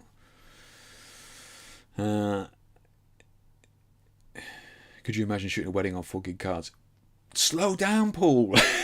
We used to shoot wedding on film. We used to shoot wedding on 36. Yeah. At least it's not compact flash cards. You're talking about, yeah, the old compact. Yeah, that's right. Yeah. Is anybody old enough here to remember the micro drives? The micro drives were the mini hard drives that you plugged into the camera. They had like a little spinner in them. That's wild. Yeah. Yeah. You do, okay. Dual slots, but only save to 1. Love it, Chris. Love it. Yeah. On paid job, it feels safer. I mean, if you've got the 2 slots, I know the D850 has 1 SD and then another slot which I don't use. Yeah. That's probably why I shoot. I don't shoot one TB cards. Yeah. Always have shot dual, but raw to 1, JPEG to the other. Oh, really, Steve? Okay. Raw to 1, JPEG to the second. Is that what you guys are doing? Okay, interesting. So why don't you shoot 2 RAWs then? I mean, like, you just never switch out the JPEG card? I mean, it's just got like 4 million JPEGs on it. Like, that's crazy. Yeah. You remember that microdrive? Yeah, exactly. Yeah. The I forget how many megs was on the microdrive, but it was just like, I don't know, 12 or something. Yeah, the new card on that SD is super expensive. Yeah. I've got a few microdrives for one of my samplers, the fear that they ever die. Yeah, I've got one, because that's what the Fuji S2 took down, was the microdrives, or I had a slot for it, and another slot, which is basically a wafer thin one. I can't remember the name of those, which everybody was too afraid to use. But yeah, I think I've got a couple of microdrives somewhere, yeah. The Sony Type A cards, 254, 160 gigs. Those are the ones. Yeah, they're big. Yeah, that's right. Yeah, they are. They are expensive. So, Mr. Tight-fisted here, I don't have any of those. Yeah. Only have JPEG for the quicker tethering, and it's back up. Oh, I see it. Okay, that makes sense. Yeah. The original was 1 gig, and they did a 4 gig. Oh, for the microdrives. Okay. Right. A lot of you are just out there, just with it, in the cloud, and then just keep everything on 1 card. You guys are wild, man. This is crazy in here tonight. I thought you were crazy before. Would you rather only able to use manual focus cine lenses, or you can use only autofocus camera lenses, right? So these lenses over here, these cine lenses, they're not going to be autofocus, but beautiful lenses, but you can only manual focus them. Or you can carry on as normal with all your images in the cloud, do 1 TB cards, and your regular camera lenses are in auto, right? So Jamie in there going auto. Tommy's just like, yeah, I've been doing this 6 months, I'm ready. Give me those cine lenses. Eric's going B, Ed's going B. Paul's auto. Okay. Don't get me wrong. Look, it's going to depend on the type of jobs you do, right? This is going to slow you down for sure. Vlad was about fell out of his chair. Obviously, A. So we got a couple of A's in here. Tommy A, Michael A. Okay. Liz, I can't be trusted. You can't, Liz. You can't. You're shooting 200 ISO in the cloud, 1 TBs. Like, it's just. Oh no, you're 4 gigs. Yeah. A all day. Yeah, 100% for sure. Autofocus. I perfected using the zoom function from the LCD screen. Oh, I see. See out there. Gotcha. I see kids today, man. It's wild. B for quick focus. Okay. Let's have a look. Let's have a look. So let's have a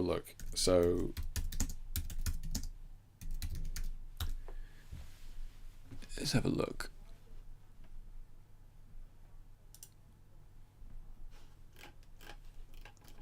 So we got some cine lenses here, right? Let's have a look. How expensive are real cinema lenses? So we got the Zeiss Master Primes here, which are the ones actually. This is the ones we were just looking at, right? Let's have a look at these bad boys. So here we go. So 35mm, 20 grand, 50mm, 21, 135mm, 26,000. Okay. So, I mean, obviously you've got to get a set, right? You can't just, nobody's just going to shoot on 50mm, right? You've got to get a set. Panavision. Let's have a look at the Panavision boys down here. What we got? They got any prices? So I've told some of you this before, but you can't buy a lot of the Panavision ones. You can only rent them. And that's because a lot of them are lead coated. So legally, they aren't allowed to sell them. But they are allowed to rent lead-coated lenses under the proviso that you don't lick them. Okay, so prices are a little bit tricky, but $500,000 to purchase, or just $4 grand a day. Your choice. Cooks, they're very famous as well. Beautiful lenses. What we got? These are surely going to be a bit more affordable. Same thing. 20 grand, 20 grand, 20 grand. Okay, so. Look at these. Look at this. Look at this fella. Wild, man. Absolutely wild. So, look, the quality of images that you get from these, you can spot when a movie or a advert or something like that has been shot on one of these lenses, 100%, and you can tell when it's been shot on a Sony. I mean, or any other clinical camera. These lenses are absolutely beautiful. Gorgeous lenses. Are they going to be perfect? No, absolutely not. No. I was down at Panavision years ago and chatting to the MD down there, and he was going, look, we had Star Wars in here the other day. They were coming in here, they were getting these lenses out, and they were getting, we were tweaking the elements in there. We want more fringing in the corners. We want slightly darker in the corners. We want a brighter in the warmer in the middle. We want green red aberrations here, dialing these things in. Beautiful. And look, these some of these lenses from like the 1950s, right? 50, 60, 70-year-old lenses, and you've got people like Star Wars, which, come on, let's be honest, pretty much infinite budget, using these things, right? So they can use any lens they want, and these guys are using lenses from the 1950s. So look, there is something about the quality of these lenses that is definitely worth considering. Now, the downside is that you have to manually focus them, right? I get it. It's not going to be quick, but the images that you will take with these, man, absolutely just beautiful stuff. Yeah. After the Batman movie, my Helios 4042 cine lens, nice, yeah, exactly. I mean, those are, that's a cheap budget cine lens for sure. Yeah, quick focus, I get that. Yeah, back lighting not always great in auto. Yeah, girlfriend has told me to leave the stream now. Take it easy, Dan. See you later, mate. And feed a chocolate. You and your Sony. Paul, that came out. I didn't mean to say that. Yeah. I want those deliberately broken Panavision ones. Yeah, exactly. Yeah. Exactly, Dan. That's what I mean. Like you can spot them, right? You may not be able to put your finger out when you see it, but you definitely will notice it when it's kind of taken away. If you see, this beautiful, pristine image, it's ticking all the boxes in terms of marketing, but when you see something that's been shot on something like this, absolutely gorgeous. Yeah, you don't have to manual focus, get AC for that DJ thing, infrared. Could do, or just get somebody else to focus it for you. Yeah. They still film Star Wars time, is it? It is, yeah. Apparently they wheel in some of the people. Okay. So a lot of you just want an easy life. I get it. So, would you rather only use Photoshop? You can't use Lightroom, you can only use Photoshop. Or would you only use Lightroom, no Photoshop? And this means no other software either, okay? By the way, you Invoto users, or whatever it is, Retouch for Me, .tm, or whatever it is you guys are using, only Photoshop or only Lightroom. Yeah. Okay. Actually, I was expecting more Lightrooms in there. Okay. Panavision has the crazy set where they have all the colors on the exterior. Crazy set. Oh, you mean you're talking about the actual coating, right? Yeah. Jamie's going Photoshop. Yeah. A lot of people going Photoshop. I get it. Yeah. Already do A anyway. Yeah. So you use Lightroom all the time, Vlad, don't you? And what? Right? You have the presets and stuff. Yeah. See, Dan, you get that chocolate and behave yourself. Okay. So a lot of people going A. The reason I kind of brought this up was because in the past, and I never really kind of thought about this, but I've met loads of people who only use Lightroom, and I hadn't really dawned on me. I suppose there's there is a lot you can do, especially if you're happy with what you're kind of getting in camera. Boom, right? Especially doing landscapes, something like that. You don't need to take it into Photoshop or do anything crazy. And like the masking in Lightroom now is incredible. Really, really good. Instant as well. Like the auto masking, really good. So you can do a huge amount only in Lightroom, but skin retouching and that sort of thing, sure, Lightroom can just do blemishes, but that's about it. You really need to take it into Photoshop to get serious with the skin retouching. Yeah, is this Adobe sponsored? Yeah, right. Yeah. I told you guys that they got me to write an article on one of their pieces of software about 6 months ago, right? And I was like, okay, and I was like, fine, whatever. No, I tell a lie. They said, that's right. They said, can we post a guest article in your Technique Tuesday? So I did an intro for them on that sort of thing, and then I let them do this guest article. I was like, okay, fine. And it was all AI. Their entire article was AI. I was so pissed off. So look, they are not switched on, man. This company is it's not what it used to be, for sure. Yeah. The whole, I think we looked at it on stream. We checked it via like an AI checker, whatever, and we copy and pasted the article into an AI checker, and it was like 95% AI. Fucking scum, man, scum. Okay. Would you rather? Careful. Would you rather only ever shoot flash, or would you rather only ever shoot LED? So from now until the end of time, only using flash or only using LED. Yeah. A can do it all. Jamie's going B. No question. A, B. So this is a bit of a mix then. A bit of a mix. Okay. A. Liz is going B. Okay. You can see Liz has been raised right. She even put a full stop at the end of it. Look at you animals in here. Okay, a lot of, actually more flash than I thought. Yeah. Okay. Yeah. LED. Okay. Even Daniel's gone lowercase as well. Okay. A lot of flash. Yeah. Really like to change my mind. Yeah, I get it. Yeah. So, look, it's I think it's interesting. I do think it's interesting. I think that LEDs are incredibly good at specific jobs. So, a lot of you know I use the Rhodolite EOS 2 Pro, which is like this beautiful panel, full RGB panel, and I use that as my key light in nearly all of my studio shoots now, right? It used to be Flash and Beauty Dish. This is hands down replaced Flash and Beauty Dish. Absolutely incredible quality of light, beautiful drop off of light, but it's very, very, very good at that kind of one job. I can't modify that into like a gobo or a spot or anything like that, right? And then don't get me wrong, you have like single point LEDs or the cobs, whatever they are, single, and you can put your SFIT modifiers on it and that sort of thing, and that's fine. And then you get to the issue where LEDs are kind of lacking in that power. Now, for me, I had one job this year, which was a hair shoot, that I was like, I'm going to take flash, because I just wasn't sure how bright the salon that we were shooting in was going to be, right? But literally, I've only used flash once this year. Once. That's it. And as it turns out, I probably could have got away with using LEDs. It wasn't that bright, but it was on the edge, right? So, like with my work, you just don't know where it's going to be. You know, we don't always get the option to shoot in a professional studio where you can black out all the windows and that sort of thing. If that was the case, Jake, every job you're going to do from now until the end of time is going to be in a light controlled environment.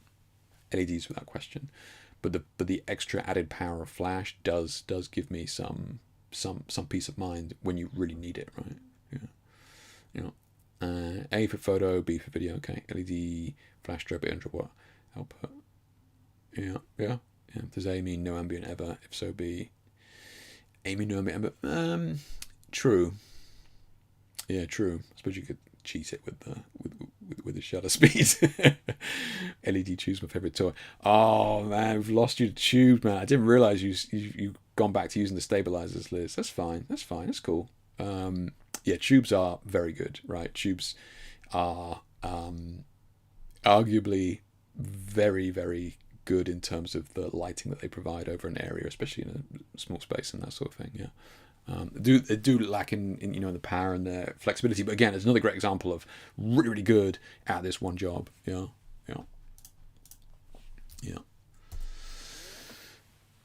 So we're getting into some of the gear now, and some of you may want to abstain from this.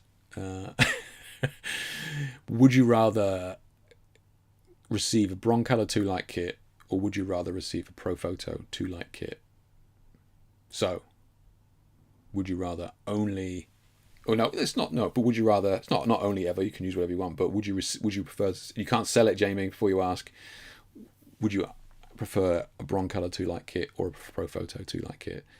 Okay, Paul's going A. Edgar's going A. Jamie's gone B. Ab's gone B. Interesting. Okay.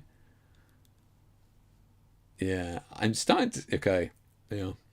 So I'll let a few more people mull this over, but yeah, okay. It's interesting because you don't really hear too much about Broncolor these days, right? They're not at the kind of.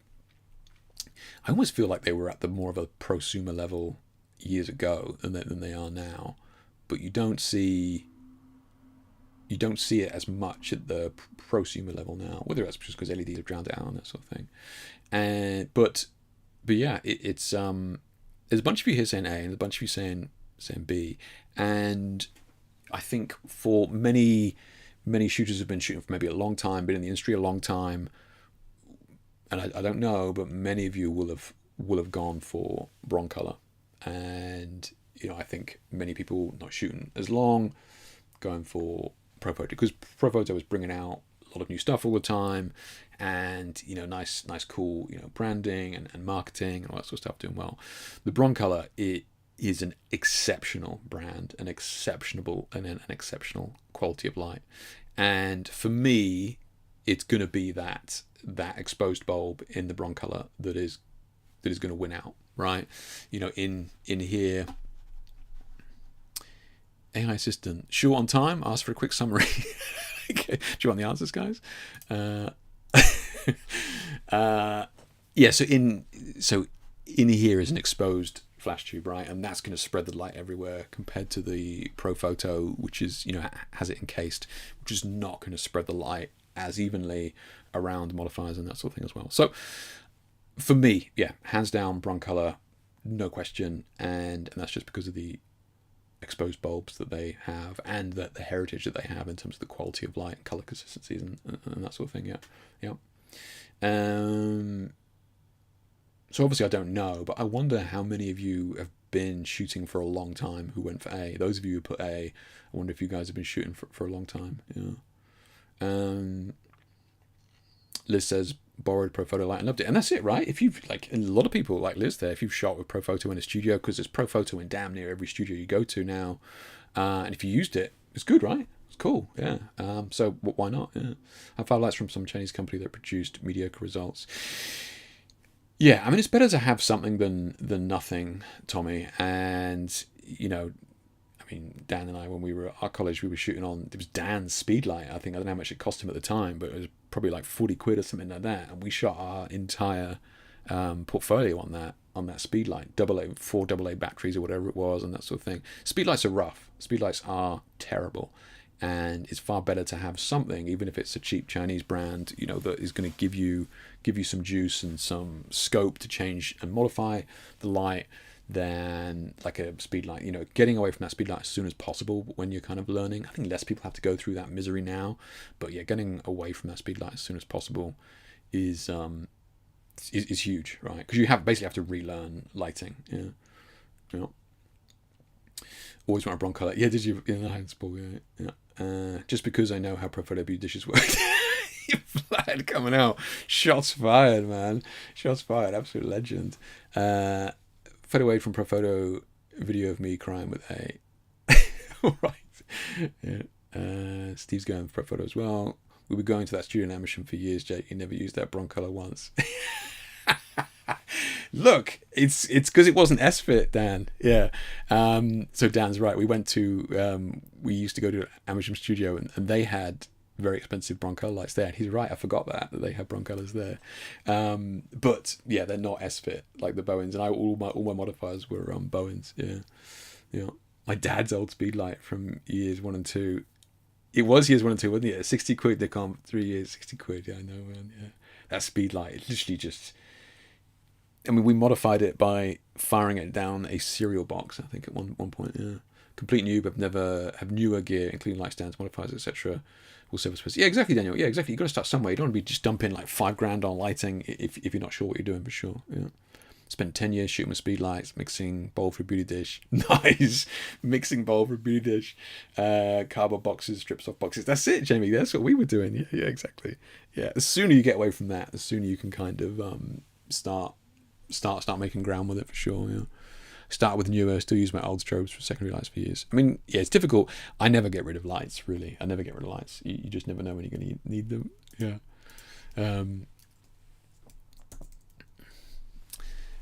Next one then. Would you rather, careful guys, think about this one. Would you rather Hasselblad 501 or would you rather the Leica M6?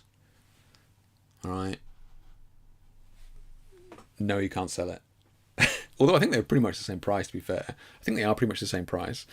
So Hasselblad 501 or the Leica M6. I mean, these are classics, right? These are the vintage cars of our world, for sure. Beautiful, both beautiful cameras. But it's a tough one. It's a tough one. That's a tough one. Yeah. Yeah, those are Tommy. Those lights, yeah, the basic cheap lights are very green. You're right. Yeah, yeah. Steve's going the Leica M6. Vlad's going Blad. Paul's going Blad. Liz with the proper punctuation is going Blad as well. Okay. Oh, Wibbly, you're going with a Leica. Okay, I see you. Fair enough. Okay. Oh, Andre, you have the 501. Nice, man. Nice. Beautiful. Yeah, beautiful. Yeah. Edgar's going to the Leica. Any of these somebody take him outside. Michael's going Blad. Ed's going. Ooh, okay. Ed's going for the Leica. No, Daniel, no. It's got to be these ones. Look, I love that RB67. I agree with you. Dan's going with the Leica. I mean, I get it. I can see that. Alan's going for the Blad. Yeah, I used the Maya 645 at uni. It was amazing, but it had leaf digital back on it. Yeah, we used the 645 as well. Yeah. What are their prices? I think they're about $7,000 or something.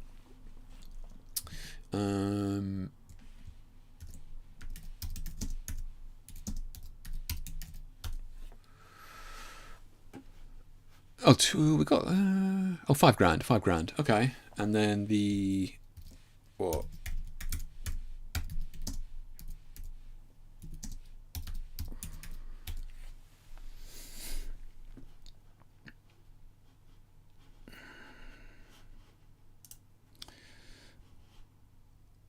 $3,000. Okay, so the Leica the Leica is coming out a lot more. Okay, okay. Okay, okay. Still, that's a lot of money for those cameras, man. Or is this a redo? Let's have a look.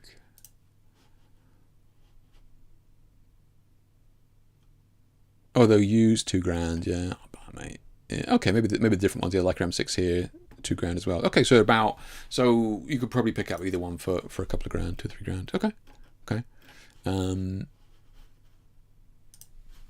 So those of you not aware, the Leica 35mm film camera, right, and Hasselblad there is going to be medium format film camera.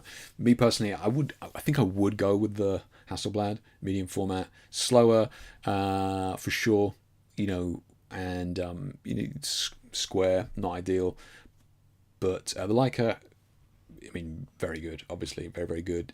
And not only would you look like a gangster on the street with that thing swinging around your neck, but a lot more, usable, right? If you're doing street photos and that sort of thing, I mean, that is the quintessential street photography camera. Leica M6 is, it's practically mandatory, yeah, for sure, yeah. Yeah, I see. Never understood why people are so much into rangefinders in general. I mean, a lot of them are smaller as well, right? It's just, you can fit a lot of rangefinders in your pocket. Yeah. Okay.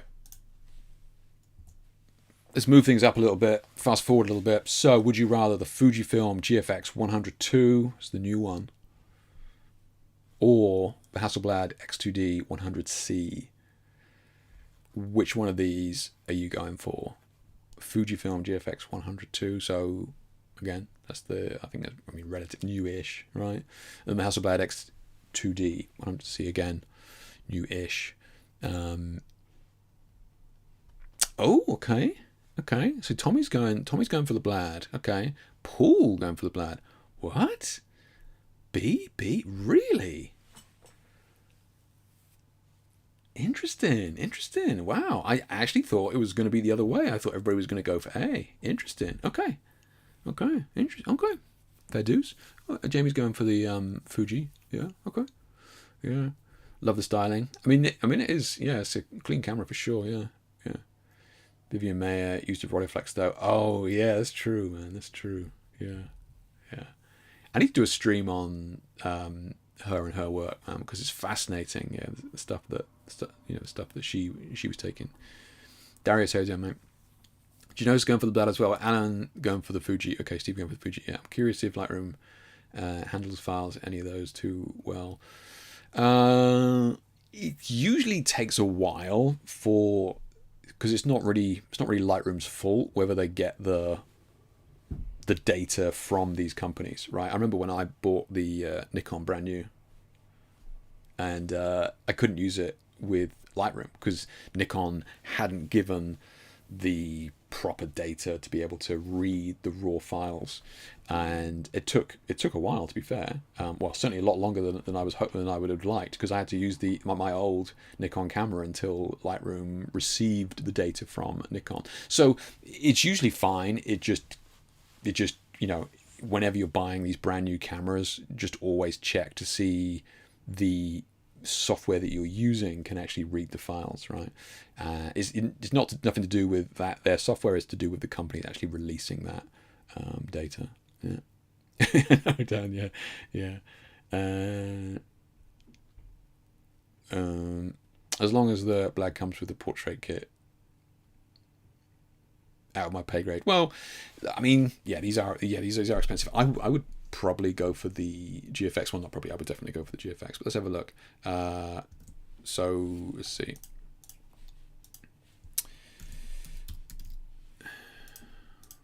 Oh, that's why in it. Acrobat. GFX. What did they say? Was it 100 C 102?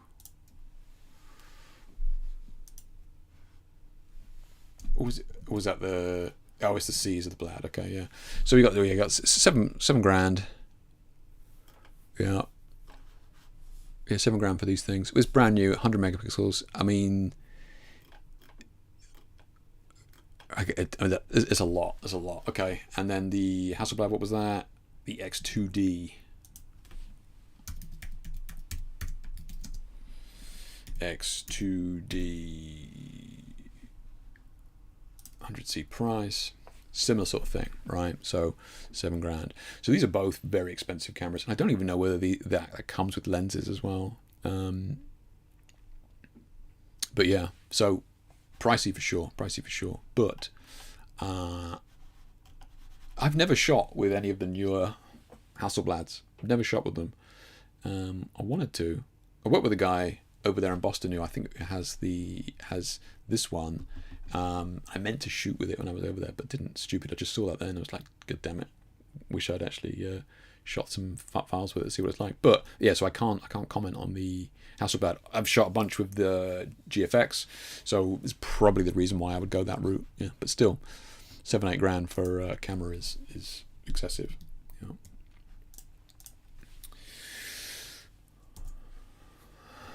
All right, so that's the kit part out of the way. Let's look at personal preferences now. Would you rather the models receive your images and extend them into 3x2s using generative fill, or would you rather they just crop it and just lose part of the image? So, would you rather send the files to the model and then them generative fill for Instagram, or would you rather they just don't do that? Please just crop it. Please just crop out parts of my image.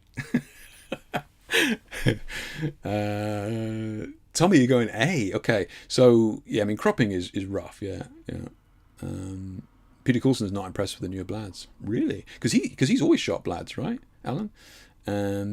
Jamie's going, just crop it. Yeah, there is no good answer. There is no good answer, mate. Yeah. Liz is going B. Yeah, it's a tough one, Liz. It's a tough one. Yeah. Dan's going B. Yeah, just crop it. Yeah, I shoot 4x5 already, so this doesn't count for me. Nice. Yeah. That's the secret.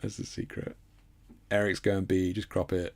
Michael's going just gen fill that in. Okay. I don't care if I'm getting paid. Love it. Yeah. Let them cross because they're fans and your fans. It's true. Dan's right. Yeah, and that's right. That's why I don't kick up a fuss. Yeah, he's absolutely right. Like, I mean, if some models, most models will either kind of add like a white border or something like that, or whatever. But yeah, I mean, I don't kick up a fuss or whatever, or meshes them and go take that down or anything like that. Because yeah, Dan's right. It's though their fans are not your fans, so it doesn't really affect me, but it does deserve an eye roll for sure. Yeah. I don't know. Polygon's coloration me, but yours, yeah, it's true. Yeah, that's true. Is he really looking at the colors? Yeah. It's a good thing that I take so many self-portraits. That's true, Vlad. That's true. Yeah. Which one are you guilty of? Yeah. A lot of you just go and crop. I hate deleting my lovely pixels from a photo. Jake's in it says it's coming out. I know, Jamie. It's this. I mean, this question just came to me. It's obviously just totally unrelated. Could happen to anybody. For Instagram, it goes anymore. It's like it does it, at least in my account. Instagram is a funny place now for stills. Daniel, you're right. Yeah. What do you shoot 4.5? Okay, always make them larger so they fit on the gram. That is the best solution, Alan, is to kind of cut them off at the pass, right? Just go, you know what, you're going to post them on Instagram, let me just try and crop it as best as I possibly can for you, and then give you a folder of Instagram crops. Yeah, I get it. Yeah. Would you rather 100,000 views on Instagram of your image, or would you rather 1,000 views of your image in an art gallery? Would you rather 100,000 views on Instagram? Oh my god, my photo's gone viral. Oh my god, it's amazing. 100,000 views. Or would you rather have your image in an art gallery and just a modest 1,000 people just going around taking it in? Okay. Yeah. Okay, so most of you most of you are fucking done with Instagram. Yeah. I mean, yeah, so Paul said that all my clients are on Instagram, they're not in art galleries. So Paul, Paul's right. Paul's looking at the business side of things there. It's a tough one. Yeah.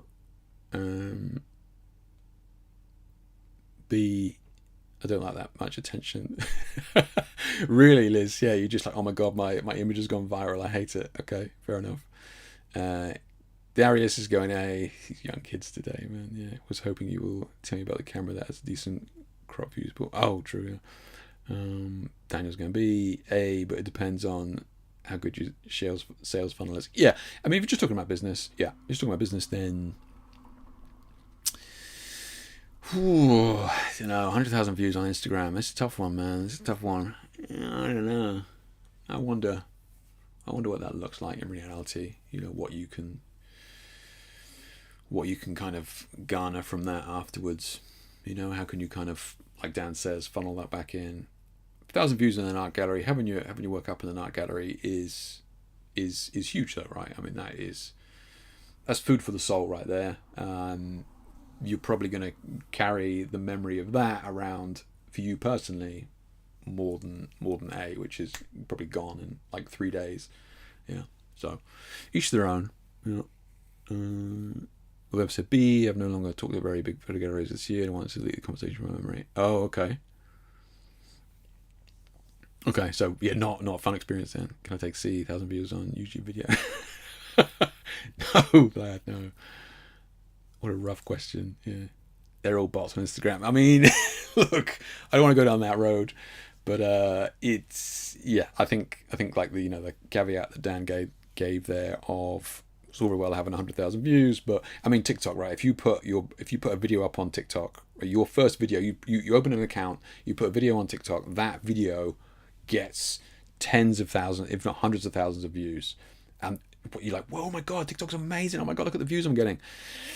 Yeah, I'm skeptical of how many of those are legit, but tough to say today, right? Tough to say. Yeah.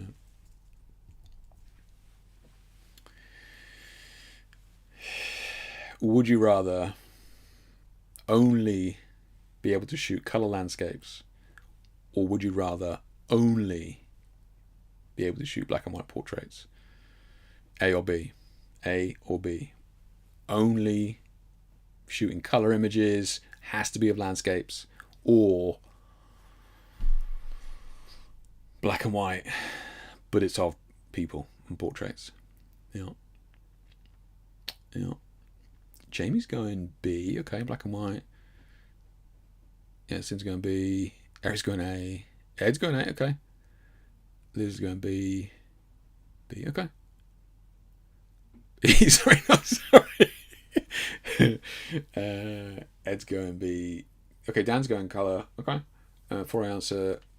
Are we getting banned? Yeah, no, you have a grace period.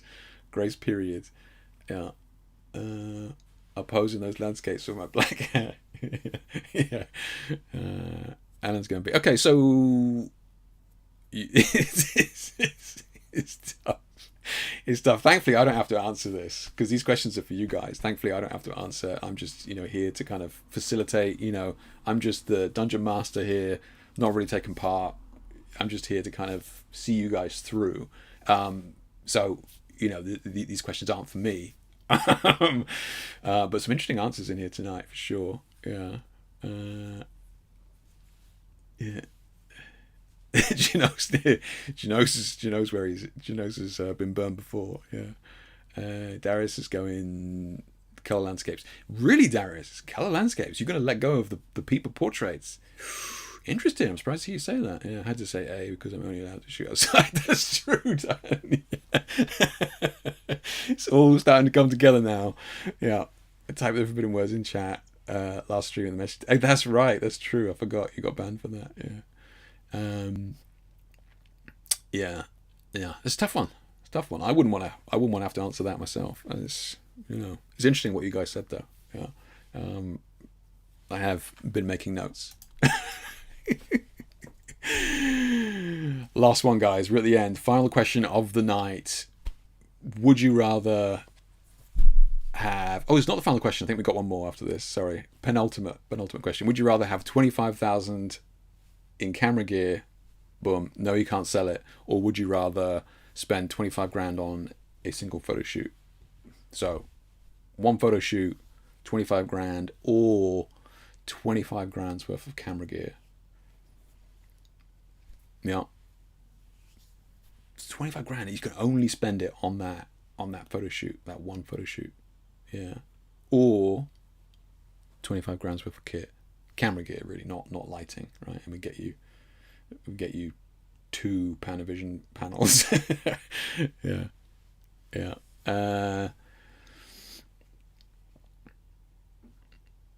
Probably black and white should be unsharpened, sad and blurry. It's true, Darius. Yeah, long exposure, black and white. So we got photo shoot. Genosis is going for the kit. Jamie's going for the photo shoot. Love it. Sin's going for the kit. Edgar's going for the kit. Eric's going for the kit. Okay. Yeah. I just hate black and white portraits. Only colours. Yeah.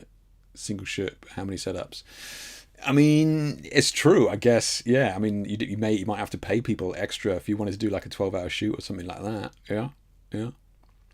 Yeah. Single session shoot, but yeah, if you had to pay people to be there for longer periods of time. Yeah. So one shoot, but yeah, I guess you can do as many setups as you want. Yeah.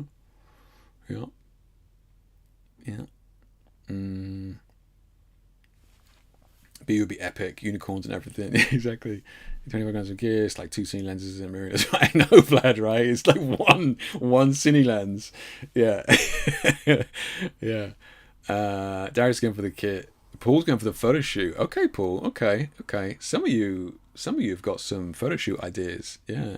These images AI from the site. The one on the right is the AI image. I think that's the only one. Yeah. Because I couldn't find a BTS of like big budget shoot, and this is what Google gave me. Yeah. Kate Moss in her prime. Wow, Alan. Wow. Yeah, I wonder how much Coca Rocha costs. Good point. Yeah, that would be cool. You can always sell gear and go travel. Get a quad bike for landscapes. Give me that gear. Wow. Yeah. Application. It's amazing. The 24 grand shoot kind of looks like AI. Yeah, you spotted it. Yeah, I mean, I didn't really give it. I spent way too long on this PDF, far longer than I should have done. So I was just like, yeah, fine. And I included it in here before I'd even realized. I just saw the image and was like, boom, dragged it in, and yeah, that was yeah. And I didn't even realize it wasn't until later on that I saw that it was AI. Yeah. I'll be related, but shoot next year. We're doing some Mustang fastbacks. I'm struggling with locations for. Okay, Paul. Wow. Okay. Look, for me, it was going to be the photo shoot. I think, yeah, for sure. I think definitely the photo shoot. I think you can, you could create something just absolutely, truly incredible with 25 grand. You can get some awesome people working on that. I mean, you barely even need to turn up. That sort of money. You could just press the button if you wanted to. But yeah, you could get just absolutely best of the best models, best of the best location within reason. And stylists, makeup artists. You could even have catering, like if you're really fancy. 25 grand on a photo shoot, cool location, something like that. For sure. And those images would be banger. It's interesting because a lot of you already have camera gear. You already said you've got a decent camera. You just one of the lenses, so it's kind of interesting. And then those of you who said B, I feel like some of you people who went B have got an idea of what this dream photo shoot would look like, which is kind of cool. Yeah. You're going to say that because you got Aladdin's Cave freak out. It's fair comment, Sin. Yeah, it's true. Yeah, I was spoiled. Yeah. Okay, so last question. Would you rather next year one high pressure 50 grand job or 50 low pressure $1,000 jobs? Okay, so next year, that's it. It's only going to be a 50k year next year, and it's going to be one high pressure job, or it's going to be 50 £1,000 jobs. So the example I used up there, I think is that Annie Leibovitz or something like that, Vanity Fair, like they're famous for doing these, Hollywood group shoots and that sort of thing. I would probably assume that she got paid a lot more than 50 grand. But I'm just using it as an example. If anybody's looking at this and going, I'd expect more than that. So Janosa's going A, Jamie's going, do you know what? I don't want that. I don't need that pressure. B, Eric's going A, throw me in there. Tom, are you still in here? You've been doing it 6 months. I want to see what your answer is. Ed's going A, all in, love it. Vlad's going B, yeah. C's going, okay. I mean, the other thing is, right, you're going to have 50 different shoots to kind of, work with and play with. It's not just about the money, right? You're going to have 50 different shoots to kind of get take some cool shots with. Maybe, I mean, they're not all going to be good, right? But you might get something cool out of them. 50 different shoots. You probably learn a ton. Yeah. I mean, this Vanity Fair cover doesn't look like a ton of fun to me. But 50k is 50k, right? Darius definitely A. B, I've just done A and I'm exhausted. That's true. Yeah. Yeah. So there you go. It's not what it's cracked up to be. Tommy's going in 6 months. Let me at him. How hard could it be? B, shouldn't have to watch TV with my wife. Wow. Retirement's going well, Alan. I love it. Yeah. Tommy's winged it so far. I mean, most of us do, Tommy. Yeah, that's the secret that nobody tells you, is that we're all winging it. Yeah. Daniel A. Yeah. Every shoot I do is high pressure, but that's me being tough on myself. I mean, that's the other thing as well, Jimmy. Yeah, it depends how you take it. What did Liz put? Liz put A. Did you, Liz? Okay. From some of your previous answers, I thought you were going to go B. Okay. Yeah. Hey, look. It would be an experience, right? Big job like that. Lots going on. Lower price shoots always seem to be a pain or very boring. Medical equipment shoots. It's you're not wrong. Yeah, if you start doing, I've done discounts and stuff in the past and that sort of thing. There's always those people that have had a deal that the problem. Yeah, it's always the way. So pros and cons to both. Pros and cons to both for sure. Yeah, you just do one shoot and then that's it. You're done. Yeah. That is it, guys. That is it. Wow. What an emotional roller coaster that was. Yeah, some of you did well tonight. Others not so much. Those of you mostly Bs, see me after. But yeah, it was good. Good. Little bit of light-hearted banter. Would you rather? Photo edition 2024 has concluded, and you're all winners in my heart. Let's see. Those of you that tuned in, let me grab you the presets. Let me have a look. Does this work? Link copy. Let me try this. So pop it in here. So that's the link to the Christmas presets. I think actually in there, did I give you an example of what they look like? No, I didn't. No. I thought I might have given you like a JPEG in there of what the images look like. I couldn't remember. But yeah, 10 presets in there just to play with, different range of stuff in there. I'm pretty sure I thought I did have in there. Maybe not. Oh no, there it is. Oh, there it is. Nice. Yeah, there you go. I did put a JPEG in there of the type of presets in there. I'll leave that link live for the next 24 hours. But if somebody can, thank you, I did. Yeah, gotcha. It is in there. Nice. Yeah. If anybody is at their computer and at Lightroom, it'd be huge if you could kind of just make sure they work and import and everything's okay just before I kind of log off and that sort of thing. It'd be excellent if one of you could just double check they work. But yeah, go wild with those. All right, Dan. See you on Friday, mate. Take care, mate. Yeah, so I've played with those. Good mix in there this year. Some ones work with colored lights, other ones a little bit cleaner, not quite as crazy as before, but a bunch in there. So you have fun with those. Like I said, leave that link live for 24 hours and check it. Yeah, these are Adobe presets, Jake. I'm new here. These are for Lightroom. Yeah, these are for Lightroom. So you would need to have a copy of Lightroom, and then you need to import the presets in there. Yeah. If you learn from my article on how to make a good preset since last year. Oh shit. Okay. Yeah. Take it easy, Dan. And I didn't actually. Yeah. So I obviously need to read that. Yeah.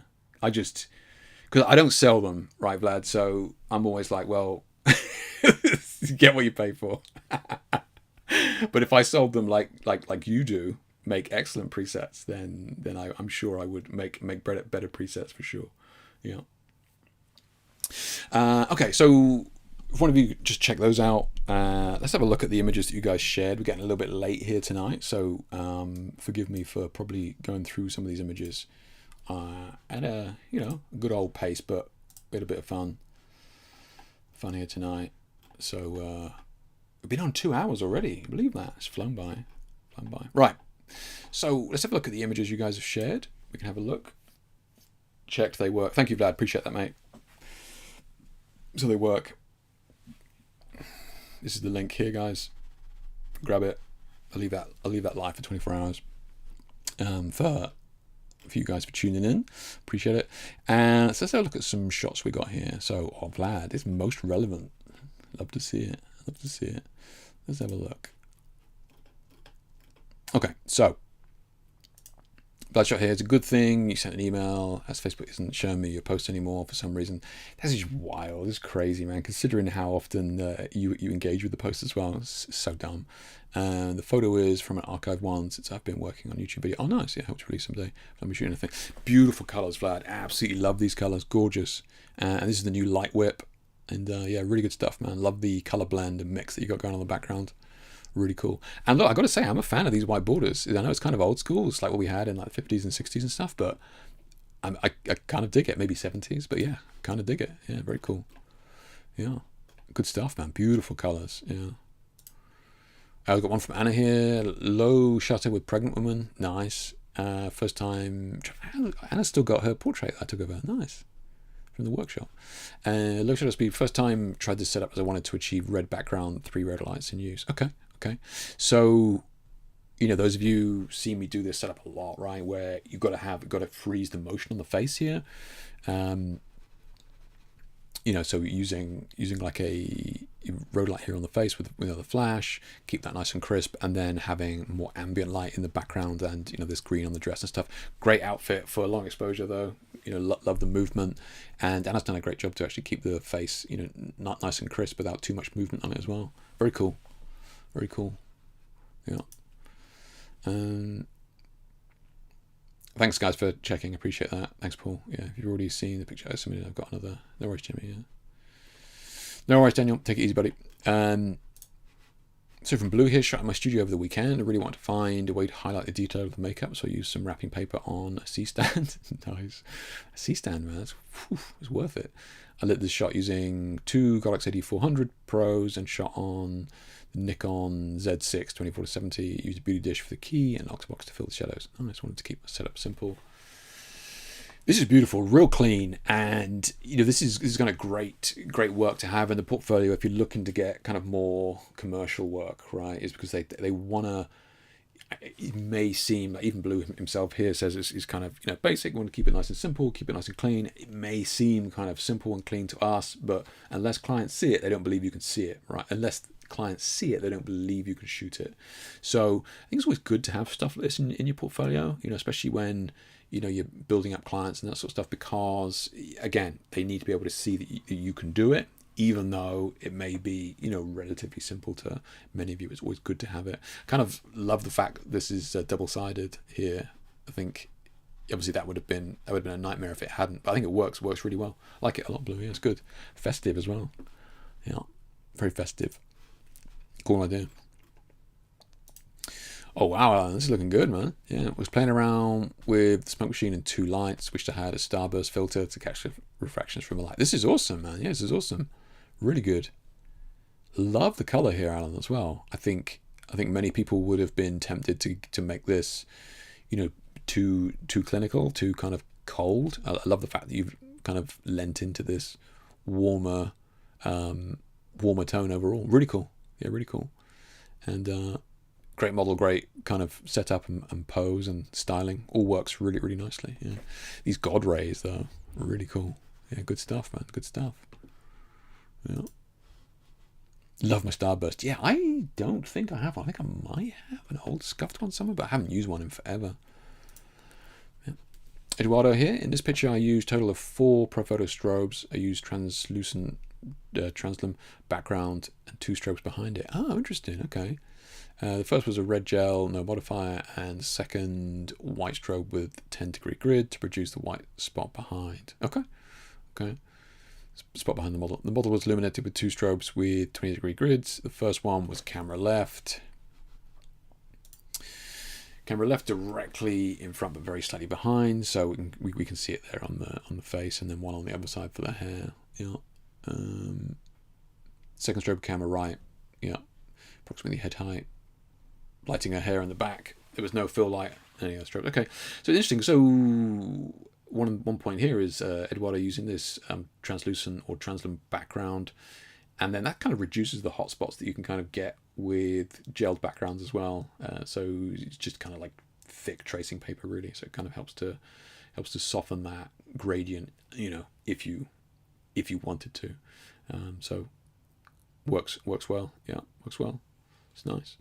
I think maybe, you know, if we just wanted to tweak this edges, maybe just to bring up this hair light a little bit higher, so we have just light coming down a little bit more, so a lot more light on the top of the head, and then just so we can get just a touch more light up here and on the shoulder and stuff. But otherwise, yeah, all good, man, all good. Flowers, really nice silhouette, nice touch. Yeah. I'm a Starburst, but was able to use it so far. I've added one for my last shots. If you refresh, but no worries, Darius. I'll have a look. Yeah, must admit, I shoot a lot of sequin drenched models, so Starburst is easy. Yeah, true, Liz. Yeah. I mean, like, even here as well, right? Yeah, the sequins even on my shot there. It's true. Yeah. So we got one from Laura here. Simple self-portrait. Oh, nice, cool. Yeah, I never worked with continuous light, so I was practicing with nan-light pavo tubes. Nice. 30C. So, correct me if I'm wrong, guys, but they're the 1 foot long, 30 centimeter ones, right? Kind of dig the cool, warm contrast. Absolutely, Laura. Yeah, really nice. Yeah, really nice light on the face there as well, and your hair looks beautiful with that. Yeah, really good, really good. Yeah, glad you're using the tubes. Yeah, tubes. I know the tube shooters are out. Yeah, good stuff. Yeah, nice. Color contrast as well. You know, I like what you've done there, Laura. You know, using the blue and the red, nice strong contrast. Oh, this is beautiful, Paul. Yeah, really good. Yeah, so this is in your same kind of low ceiling studio as well, Paul, if you're still here. So the ceiling and stuff, you kind of had to extend some of this in post and that sort of thing. But beautiful colors, beautiful skin tone. And this is the skin retouching from that software. What are you using? Invoto, what are you using? Paul, are you using Redblum or something like that? Yeah, but like your skin looks good. So yeah, I might have to check that out. Yeah, really nice. Always love this kind of contrast where you have this kind of spot color that is like proper spot color, as in, you know, skin tones and a spot color. But yeah, really nice, beautiful. Love the sculpting on the body there. Good stuff.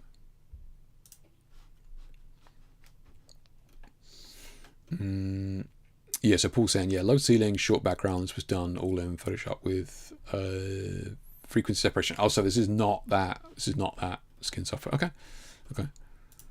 One from Anders here. More long exposure. Love to see it. Christmas shoot with Miss Silver Freak, 1 strobe in a beauty dish as key light, and 2 LED lights. Oh, okay. Yeah. So Anders is using the beauty dish here to keep the motion frozen, and then he's got the LED lights to create this kind of movement effect down here. One on the background and 1 in the small softbox to fill below. Both red and gels. 1 second shot time. Nice. 1 second as well. That's good. Yeah. You definitely get a bunch of movement in that time. Love it. This is subtle, but enough that catches your attention. I think this is good. Yeah, and again, strong colors in here as well. You know, red hair, background, clothing, all works really well. Yeah, good stuff. This is cool from Michael. Yeah, I saw this in the thumbnails. Yeah, this is a camera double exposure self-portrait. Oh, in camera double exposure. Nice. I backlit myself and added the snoot to light my left eye. Then I took a second photo of soap bubble surface. Camera merges 2 photos as one raw file. Yeah, I've seen them do that. Yeah, I changed white balance and added a lot of saturation to colors in Lightroom. This is cool, Michael. Really cool. Yeah, really good. And fair play on you for doing it in camera, right? Because it would have been, most people would have opted to do this in post. But yeah, good for you, man. Yeah, like playing with it. You never know what you're going to learn, right? When you're kind of going over the different in-camera settings and that sort of thing, something else might pop up. You learn something new. So yeah, really cool. Change the white balance and added a lot of saturation and colors in Lightroom. Yeah, I bet. But it works though, man. Yeah, it works. Yeah, very cool shot. Yeah, good stuff. Yeah, really strong idea and really well executed. Yeah. Well, this is interesting. Yeah, picture taken with a Sony AR4 with an 85mm lens. Love that background and the effect you've got going on here. Really atmospheric. Very cool. Yeah, very cool. Almost, it almost looks like a cave entrance or something like that, like rock wall of a cave entrance, something like that. Yeah, very mysterious. Very cool. Yeah, what is that background? If you're still here, Edgar, what is that? Yeah, I like it. Yeah. Nicely done. Nice pool of light on her as well. Very strong.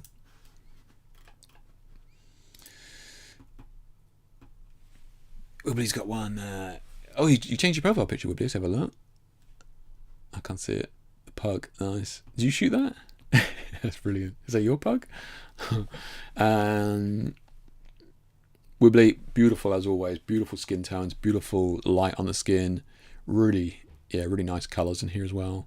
Nice colour grade here. Subtle, but just tying everything together with the hair and the skin and the background. Even the reds and stuff in that kind of works.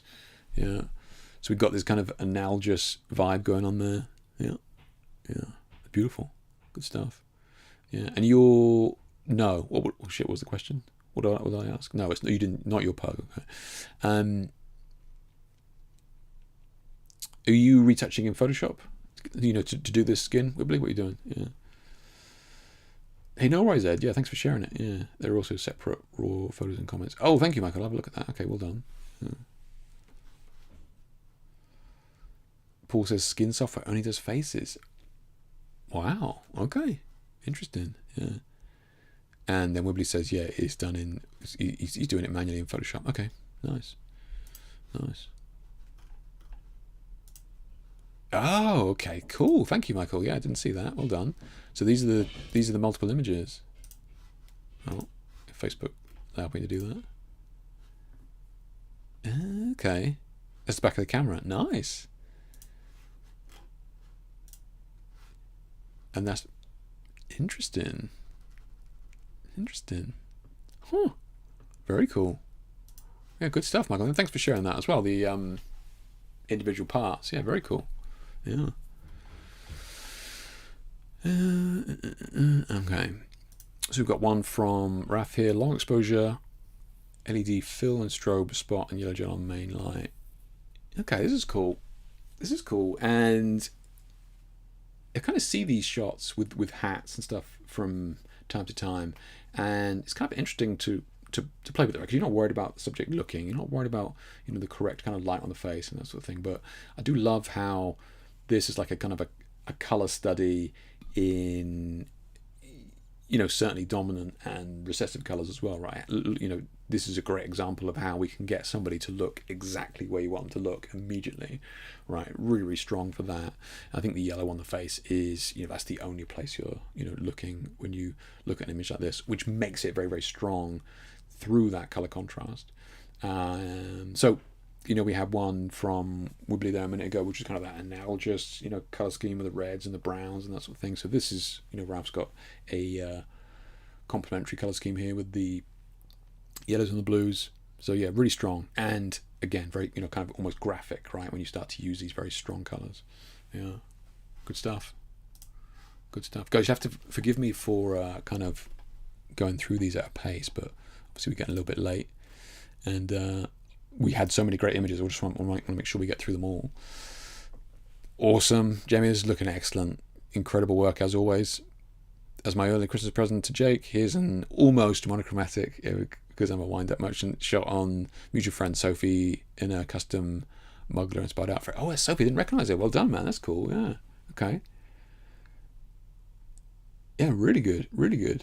Super clean, man. Yeah, beautiful, beautiful finish on this. Massive octabox behind, large silver reflectors either side to help the light bounce and around, small structure in front. Excellent work. Yeah, love what you're doing with the skin in these as well. Really nice. You know what you're doing with the skin. I think I think in maybe a different shot, the skin would be too much, but I think it works so well with the contrast of this outfit. Yeah, really good, really good. Those highlights are beautiful, Jamie. Yeah, really, really good job. Yeah. Really got this down to a science now.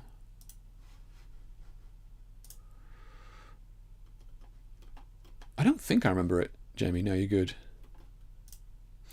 One from Dave here. Mariah Carey is upon us once more. Yeah, I know, right? So the obligatory quest for home shoots around the tree must be done. Really? Okay. Well, you're a pro now, mate. You gotta get out there. Yeah, AOS 2 with barn doors and Neo 3 for a bit of backfill, constant lighting, settings and comments. Interesting. Okay, so you're doing these shoots in people's homes and that sort of stuff. It's always, I've done that before. We like a million years ago, family portraits. And you turn up to somebody's home and you got to kind of turn it into a studio, and you just don't know what you're going to expect. Those were daunting times, man. Yeah. Settings and comments. What we got here? Very humbug. Oh, okay. So f1.8, hundredth of a second, ISO 200, 85 mil. Nice. Okay. Good stuff, man. And look, strong color grade, warmed it up, nice, looking good. Good stuff. Glad to see you out there hustling. Beautiful shot from Gabriella here. Keylight AD600 Pro. Oh, nice. Yeah. Reflector under the model.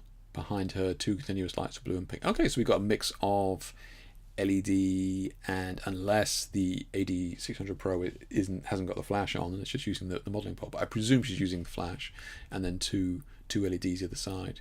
And this is kind of, and I don't know anything about Gabriella here, but this is kind of what it was like when you when you are starting out. I'm not saying that Gabriella is starting out, but you're using the lights that you have. They don't match. They're not going to be from the same brand. Your mate's got one. You're just using all the lights you have, regardless of what type they are, and to make it work. Beautiful. Yeah, really, really nice. Yeah, love that pink. Yeah, beautiful soft pink. Great job on the skin retouch here as well. Nice and clean. Yeah, nice and cleaned up. Yeah, nice shine there. Good stuff. Clean background as well. And just lastly on that, nice to see the separation, really strong separation between subject and background. A lot of people are using a dark background and they can kind of get clipped into the model, but yeah, really nice to see that strong separation. Rachel Barnes here. Rachel, lady of few words, but very cool shot. I think, was it a shot within a shot I can see, or maybe that's done. I think it's done on purpose. Yeah. Okay. So we got a lot going on here. Gas mask, Santa, some Salvador Dali clock. Cool colors though. Yeah. I'm not sure what the story is, but very cool colors. Yeah. Done well. Reds, blues, even the mask and stuff here. Yeah, nice one, Rachel. Always good to be trying new ideas. What else we got in there? 4 light setup. Okay, we've got comments. 4 light setup. Gel lighting from your set. Star is a lamp. Oh no, nice gels from my pack, and star is a lamp. Oh, that is emanating light. Okay. Very cool. One from Kyle here. Light painting with a video projector. I treat a projector as a continuous light and stick it on my light stand. The video is projected on a model, and I use fractal CGI videos from a YouTube channel called Maths Down. Okay. Interesting. Yeah, very creative. It's like a body paint, but without the mess. True, or the need for painting skills. Projector is high, camera left. So yeah, over there, and it's shooting nearly perpendicular to my camera. Okay. So yeah, like Kyle's saying here, not wanting to do the body painting style, but didn't want all the time-consuming mess of paint and that sort of stuff. So opted for the projector. Yeah, I love it. Real strong contrast here as well. Yeah, nicely done. Always good to see people experimenting, and getting creative with lights, right? Tommy, got some competition here for Darius, eh? So Tommy, I've been very quiet recently due to not being able to get studio time, so I've made up for it with some beautiful fiber optics this weekend. P.S. Thank you for the presets. Oh wow, okay, so you just posted this, or? Oh yeah, okay. Or you just, preempting it like it. Love this. Yeah, the fiber optics. Tommy, are you in chat? You are in chat. Yeah. So I just wondered if you were still here. How long's the shutter speed on this? Like, what are we talking? Like 5 seconds, 10 seconds? Longer. Yeah, very cool. Very cool. And nice to see kind of the light just doing the edge lighting. Not worried about light on the body. Yeah, yeah, yeah. 30 seconds. 30 seconds, Tommy. Okay. Okay. Yeah. A long time, man. Long time. Okay, so a very dark room for 30 seconds, and then you're just running back there with the fiber optics and playing with that. Yeah, you got different colors there. You got different color lights, or are you switching gels, or what are you doing about that? Very cool. Very cool. Yeah. Mozzle was ace. Yeah, I bet she was. Yeah, needed to just be still. Right, let me refresh this. See if we only got any last minute stragglers. We've seen this. Darius, we missed. Darius. Oh, look at this. More fiber optics. Love it. Only 2 flashlights. 1 orange, 2nd blue. Orange with black fiber optic. Okay. The blue one with illuminator flex with the ants on a melon company. Every time you guys get me with that. Only for illuminating, can be without anything too. Love the mix of those colors. You're referring to my shot, right? Or you're just referring to this one? I love the mix of these colors too. Orange, pink, and blue, always a winner. Very cool. Yeah, very cool. And it definitely feels like it's hair in this one. Some of the other ones it's felt more abstract, but this one definitely feels like the fiber optics is hair in this, which is very cool. Yeah. Yeah. It looks like you got some competition, Darius. Yeah. Tommy out there with his fiber optics as well. Good stuff. We should meet someday. I'll paint the light on you and you paint the light on me. Yeah, nice. Yeah. To check we haven't got any others here. Let's have a quick look. I think it was just Darius. But a lot of great images in here tonight, guys. And I'm sorry we had to kind of dash through them, but yeah, real good stuff. Real good stuff. Yeah. So look, we're going to kind of wrap this up now. But before you go, I just want to kind of give you a sneak peek of what I've been working on and what I've got coming up next year. Okay, so let me just grab the window here. Let's have a look at this one. Yeah. So this is what I've kind of been working on for a while now in the background, and it's kind of my new course / workshop and Color 2.0. It's really looking at how many of us are working with color coming from various sources, whether it be LEDs and flash. And I kind of alluded to some of the differences with flash and LED that we kind of come across, right? LEDs are very, very good at certain things, whereas flashes are kind of like the jack of all trades. So this will be the first course or the first workshop that I've done where I will be providing setups for both flash and LEDs for all the setups that we shoot. But working on a bunch of these shots, and some of them from earlier on you may have seen, some of the setups that we'll be covering in this new workshop. But again, so these will all be LED here as we can see, but learning how we can kind of use certain LEDs to kind of mix colors, which is kind of harder to do with flashes. But we'll do some long exposure work as well in the new course, and we'll also be working with this new technique, which has been extremely popular. I haven't really shared many of these because I've been keeping it back, but this image here was actually picked up immediately by, this is some of you know my work is being exhibited in Paris next month. They're going to be exhibiting some of my work on building and stuff out there, and they immediately picked up on this image here, and because they already had images that they wanted to use, and they saw this and they were like, love this. So it's this new technique and style has definitely been really well received, and it's been a ton of fun to kind of play with, and you can get some gorgeous results with it. And so looking forward to sharing this with you guys in the new year, because I think there's a huge amount of scope to kind of play with this.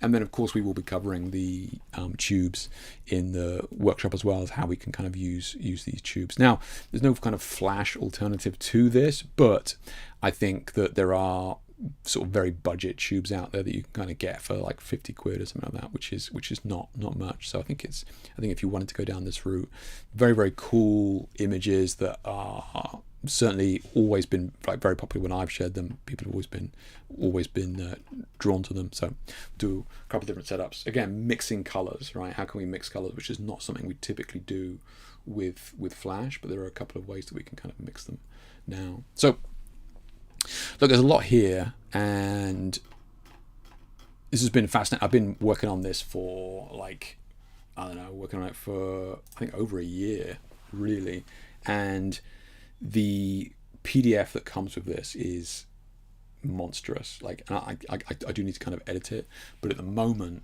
like it's a lot, right? So it is going to be a very detailed kind of workshop in terms of the stuff that we're covering. But just to give you some idea, right?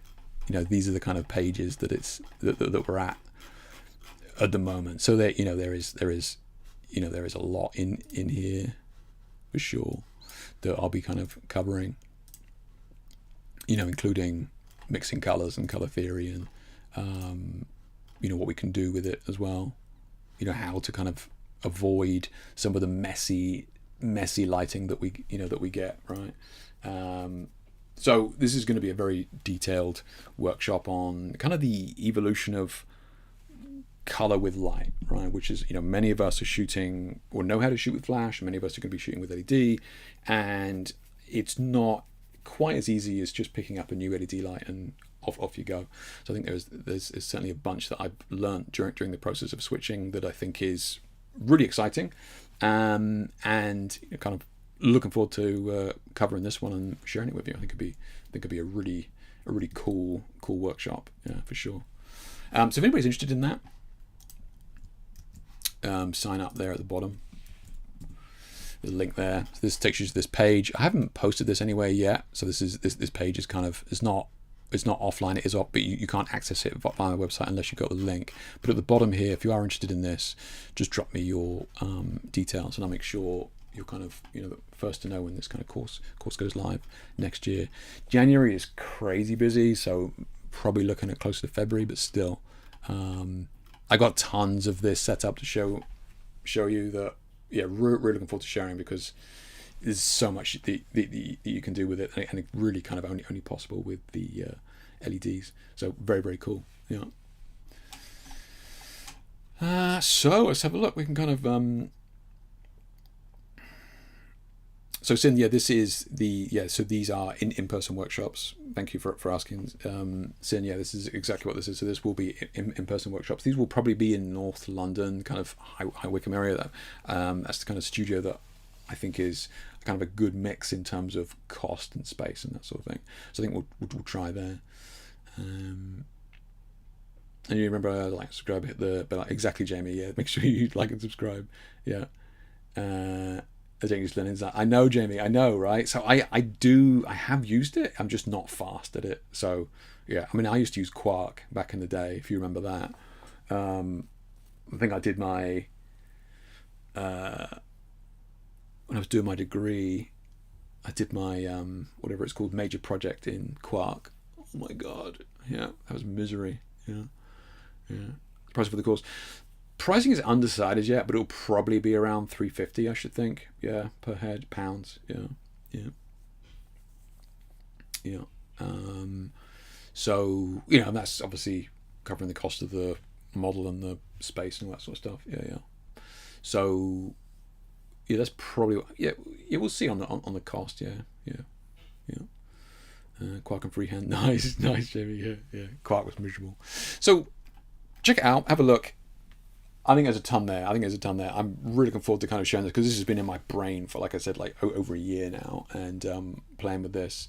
And there's some beautiful things that you can do with LEDs that have been very, very, very difficult to do with Flash in the past. And some of this, very, very soft, delicate lighting with colors is possible with Flash, but it's tricky, right? Same goes for like this sort of thing. Very, very delicate, colors here, and the drop off without clipping the highlights and stuff. very, very difficult to do with flash. So I do think LEDs are not just a replacement, but just another tool as well. And I think there's a lot that we can kind of do with LEDs that maybe we can't do with flash. So really looking forward to sharing it. Hopefully it's of interest and we can kind of take it from there. But yeah, very cool. Okay. All right, guys, check it out. Have a look. Let me know if you're interested. And those of you managed to download the presets if you were here, which is cool. That link will be live for the next 24 hours. And I think we are about done. Thank you so much for everybody that tuned in. Thanks for having a bit of fun with me with Would You Rather. It was, as always, good. Glad we had some mixed responses. I don't think there was any questions in there that everybody chose one answer over the other. So I think it was a good mix. So that's good. If I don't speak to some of you beforehand, have a fantastic Christmas or happy holidays. And we'll do another live stream in the new year. Probably open up some of these NAND lights, see what they got, see what they can do. All right, guys, take care. Have an amazing Christmas if I don't speak to you beforehand. And stay safe. Take care, guys. Bye.